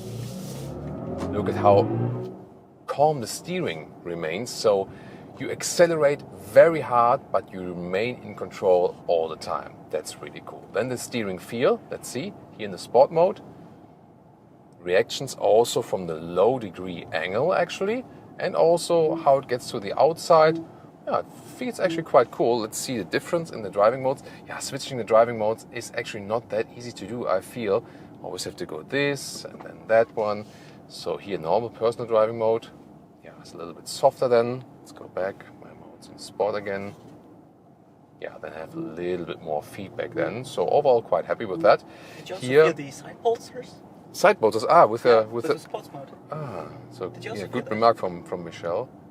Yeah, in the personal mode gets a little bit wider, and then in the sport mode, yeah, they close a little bit in. That's actually a nice feature. That's pretty cool actually. Nice. So slalom-wise, stays really upright. Here we have the adaptive M suspension. That means dampers are adaptive, and there's also the anti-tilt control in the rear. And since this is the i5, we also have the rear axle air suspension. So yeah, suspension-wise is not a very easy logic here. There are so many different choices, so that's why I also went in depth to explain all of that. And we also have the 21-inch wheels here mounted, so the biggest ones that are available. So far the road is quite even and nice and so on. But let's also find out about the bumps and so on, if it gets really uncomfortable or something. But so far he's actually quite nice, and the car feels lighter and sportier than the size or the weight might suggest. That's of course always something they want to achieve.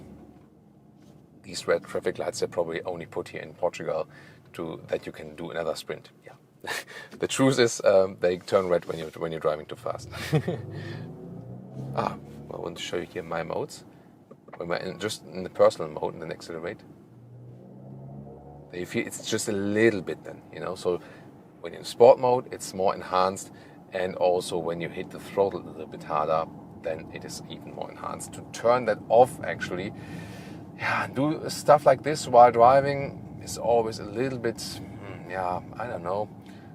Then you have to search for that. You are in the vehicle apps, and it's driving settings, and then here Ioniq sounds off here. By that, and even when I'm then going into the sport mode, I would then accelerate. You see, there's just nothing. And if you prefer this or that, it's really a matter of personal preference. So tell me, would you actually like it completely silent, or would you actually prefer to have these Ioniq sounds on?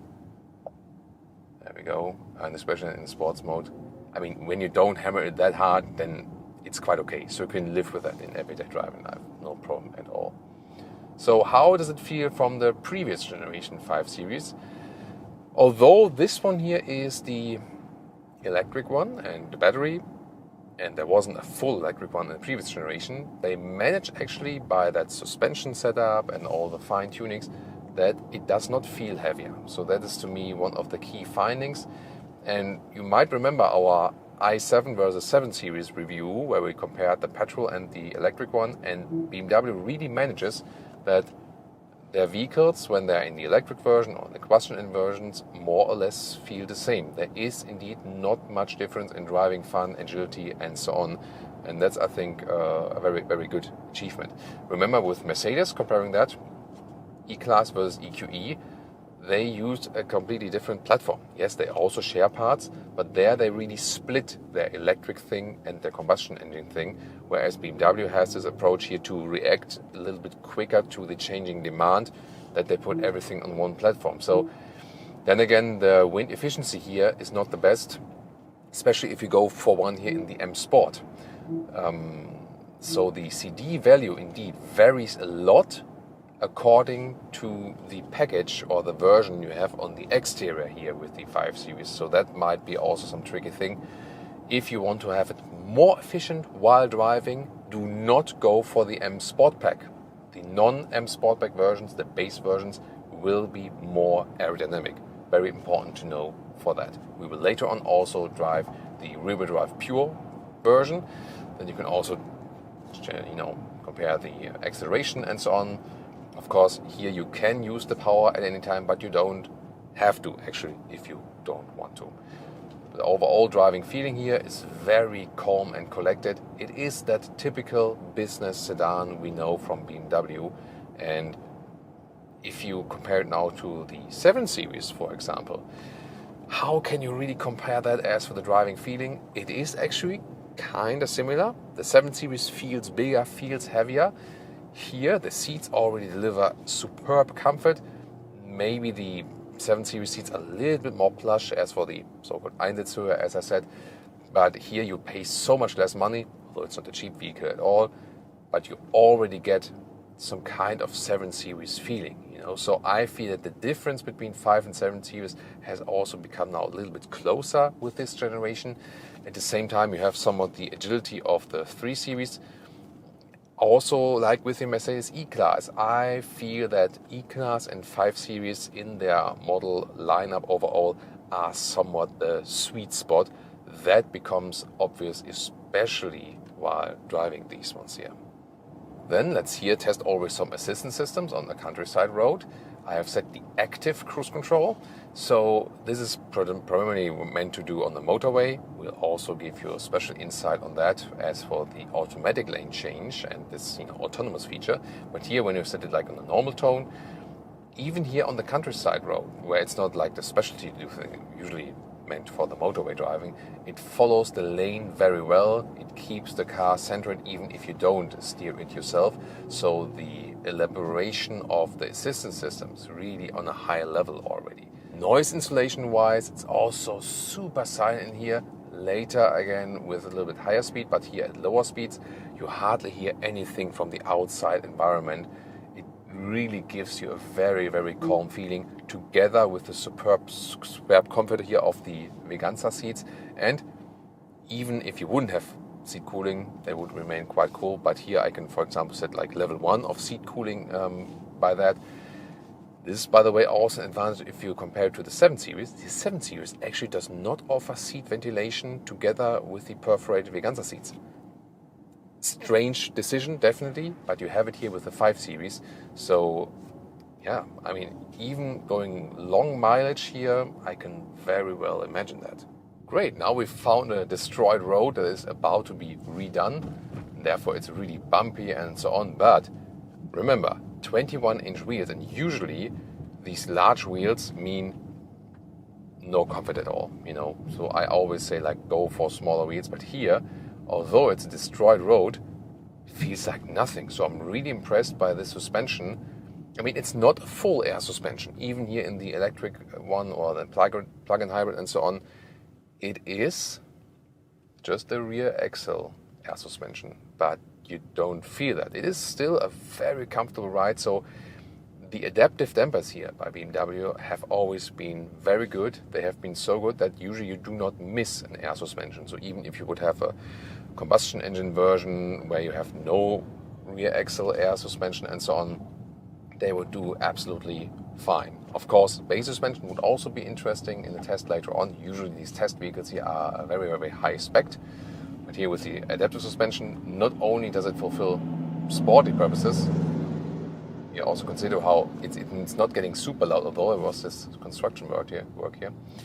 So sporty side definitely did deliver, but also here on the comfort side, yeah, and if you want it even softer, then you would indeed go with a little smaller wheels.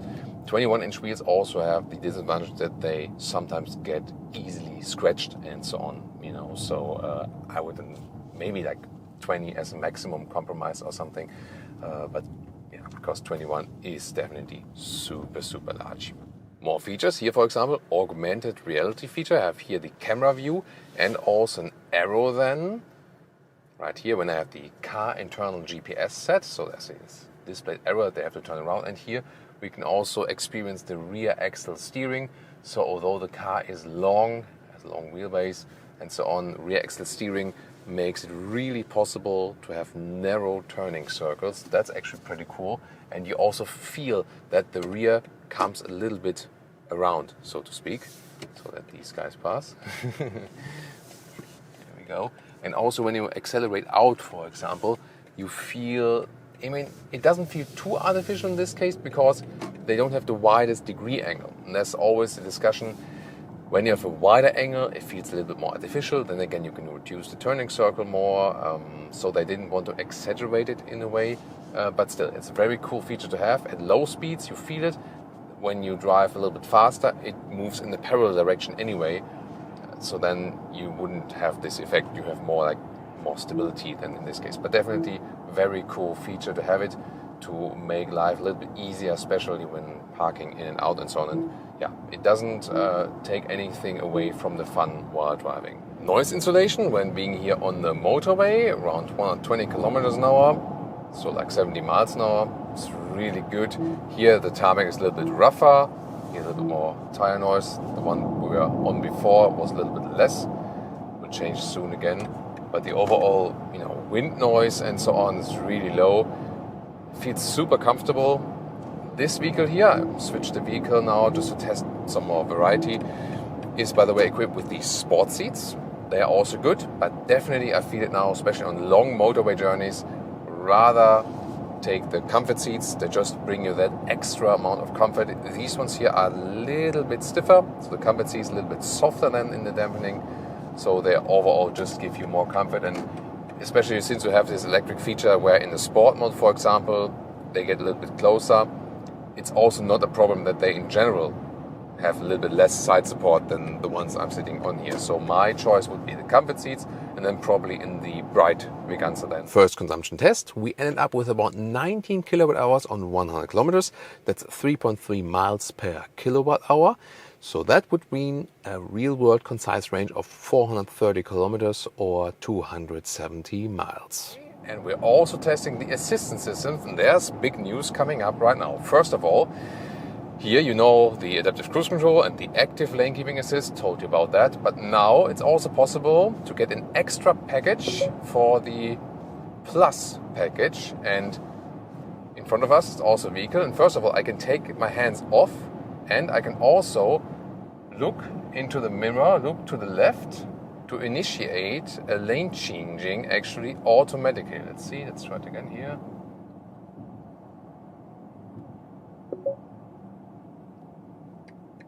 There we go. So I'm looking into the side mirror and the car is automatically changing the lane. I did not do anything with my hands. I just looked into the mirror. What is not possible is that I just look into the mirror right now and then the car is changing the lane. That doesn't work that way. So the car first has to give me the offer that situation is ready to do that.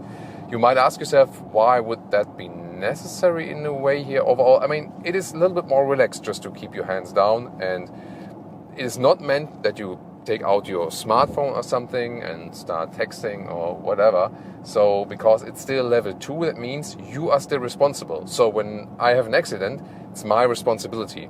Difference to the level 3 autonomous driving that Mercedes, for example, is offering.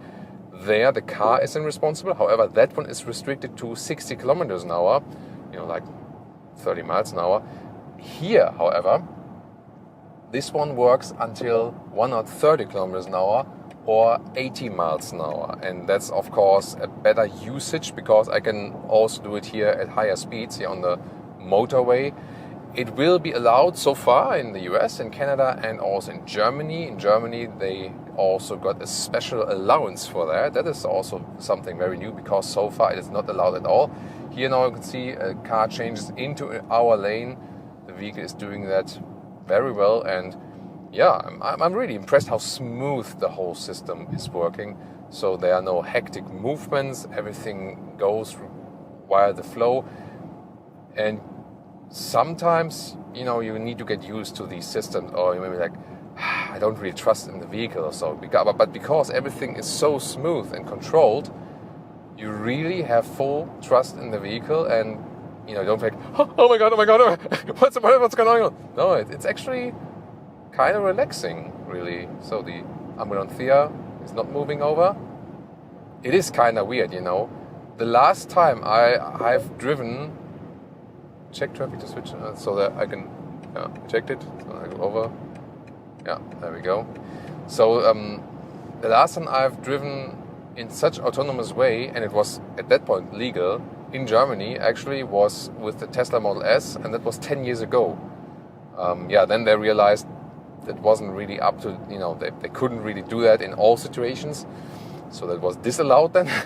But now we are back here. Autonomous driving is still a long way ahead, definitely, to go fully autonomous, and also that the car is doing that all on its own.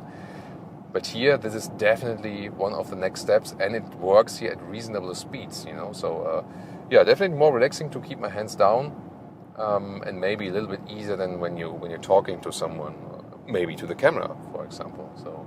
Now someone is overtaking us. We also have a blind spot monitor, by the way.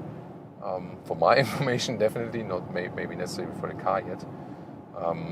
But once again, looking here, I can't do the change. And when the next car would be in front of us, we need to overtake.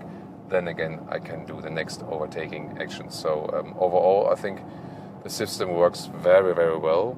So you might wonder, why is this actually allowed? And how do they keep track of the driver? Because, I'm not supposed to take my smartphone and so on. I'm actually being tracked by the vehicle, and this works by analyzing my head and my eyes, and when the car, for example, detects that I'm really super distracted, I mean, we can try it out, right? Maybe I do like, I just pretend to, use my smartphone. There we go. Driver distraction detected, stay attentive. So then, there we go. Oh, sorry, I'm still here. So you see, that works really, really quickly. And we can do another test actually. So now I'm closing one of my eyes. I'm still looking. And there's this infrared sensor. And it even works with sunglasses actually. I can also show that very soon. But first of all here, one eye closed is okay. But now I'm doing something that's not allowed. I just do it for you. I trust the vehicle, just with my eyes closed. Don't do this, don't try it at home. Just want to check that. There we go. So the car is saying like, first warning. And if I would then continue that, then it would actually at some time abort and also hit the brake automatically and so on and so on. And yeah, what about this could be like a use case, where I can, for the first time, then also like change my glasses quickly like this. I don't need any help. So now sunglasses.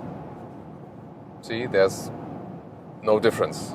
Only if I would close my eyes behind my sunglasses, then again, it would be a problem. So very interesting how these systems are working technologically. But you see that they are really working very flawlessly. Now the eDrive 40 rear-wheel drive only. Go also to the sport mode, and let's see about this acceleration here. Let's go.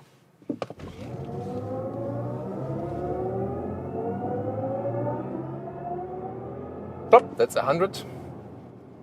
That also went really quick, so official figure is 6 seconds. We started a little bit in the corner, but I did that also on purpose to see how the car reacts, and that was also really smooth, so full control over the steering, and of course rear-wheel drive only then in this case, really good traction and so on.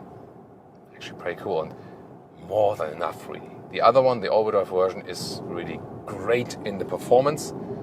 This one here is already quick. Definitely would be enough for me.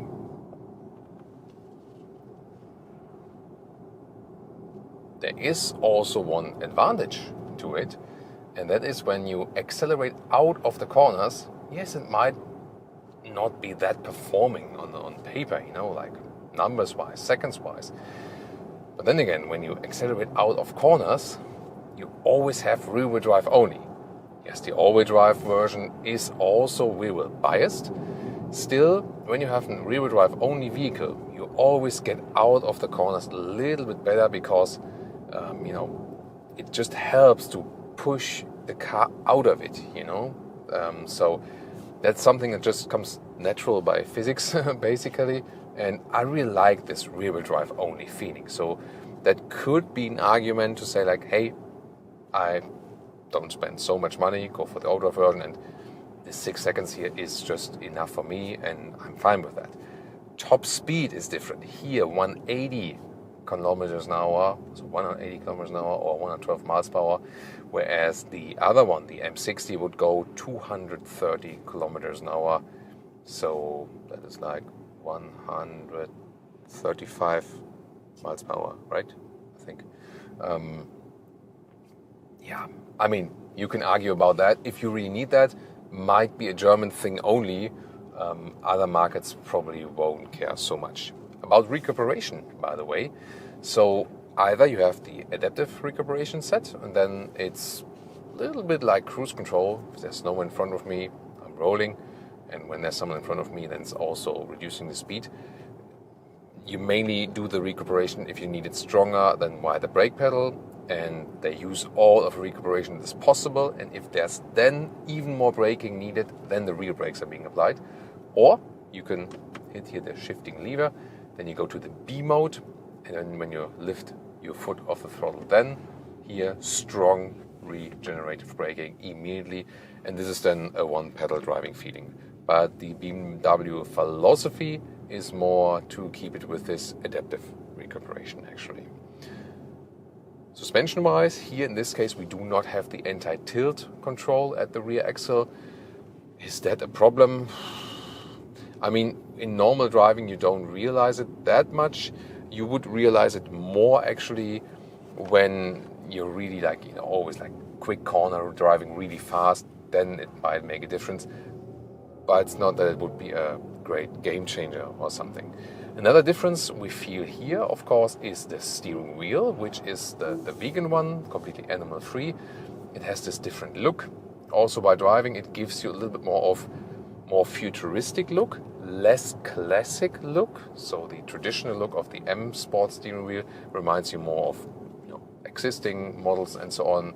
You don't have to get used to something else. Here with the open spoke design, it's also actually quite cool by driving.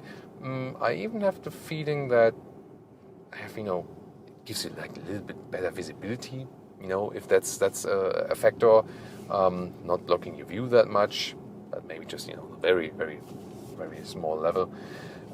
It's really more about the feeling, Here I feel more, hey, I'm in a more modern car. The other one's like, hey, I'm more in this, interesting, traditional sporty vehicle. From the feeling, from the surface material, I feel that this one even feels softer. So I like the feeling even better. Visually wise, I think I'm not quite sure. First of all, I thought that the M steering wheel is more beautiful to me visually, but now I feel like actually it fits to the vehicle, especially if that's here the i5. You know what I mean?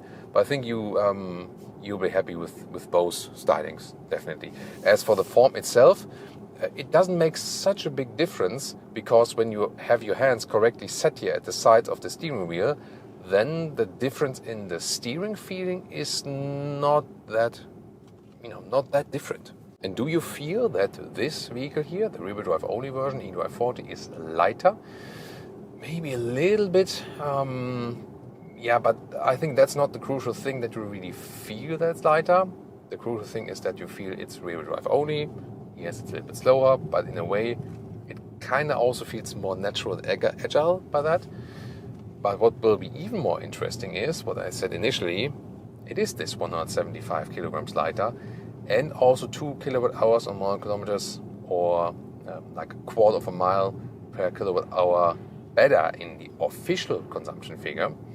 And that has to do, first of all, with less weight, of course, and then also better aerodynamics.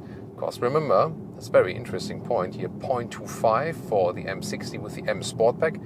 And if we would have this one here as the very base version, even without the M Sportback, it could score 0.23, and that is also a crucial difference.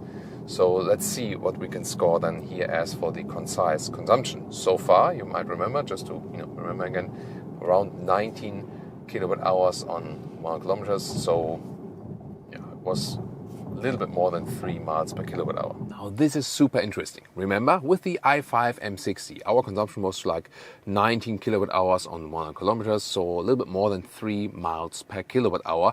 It was a little bit worse when we had more motorway share. Now actually went to the eDrive 40 pure rear-wheel drive, and we scored some 17 kilowatt hours on 100 kilometers. That's 3.6 miles per kilowatt hour. So clearly better. So 2.5 kilowatt hours on 1 kilometer is better. So yeah, that's 3/4 of a mile per kilowatt hour better. That means with the all-wheel drive version, a realistic range of 430 kilometers or 250, 270 miles. And here with the rear-wheel drive only version, the eDrive 40, we are at 480 kilometers of realistic range.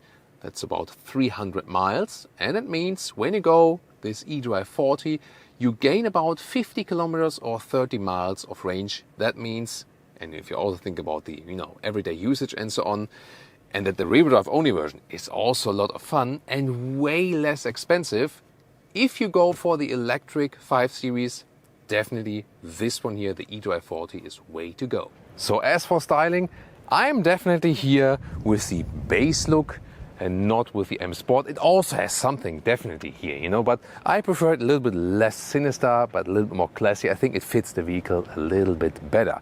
Interior, especially the best comfort here with the seats. I think also best in segment if you go with the comfort seats. So also the setup we had with this vehicle here, the Veganza comfort seats. And then also here the vegan steering wheel is also available. They are also pushing forward in that respect. That is also really, you can just applaud them for them actually. Then as for driving, it is so engaging still. And even the rear-wheel drive version, more power than you ever need basically already. Of course the all-wheel drive version is really the performance car.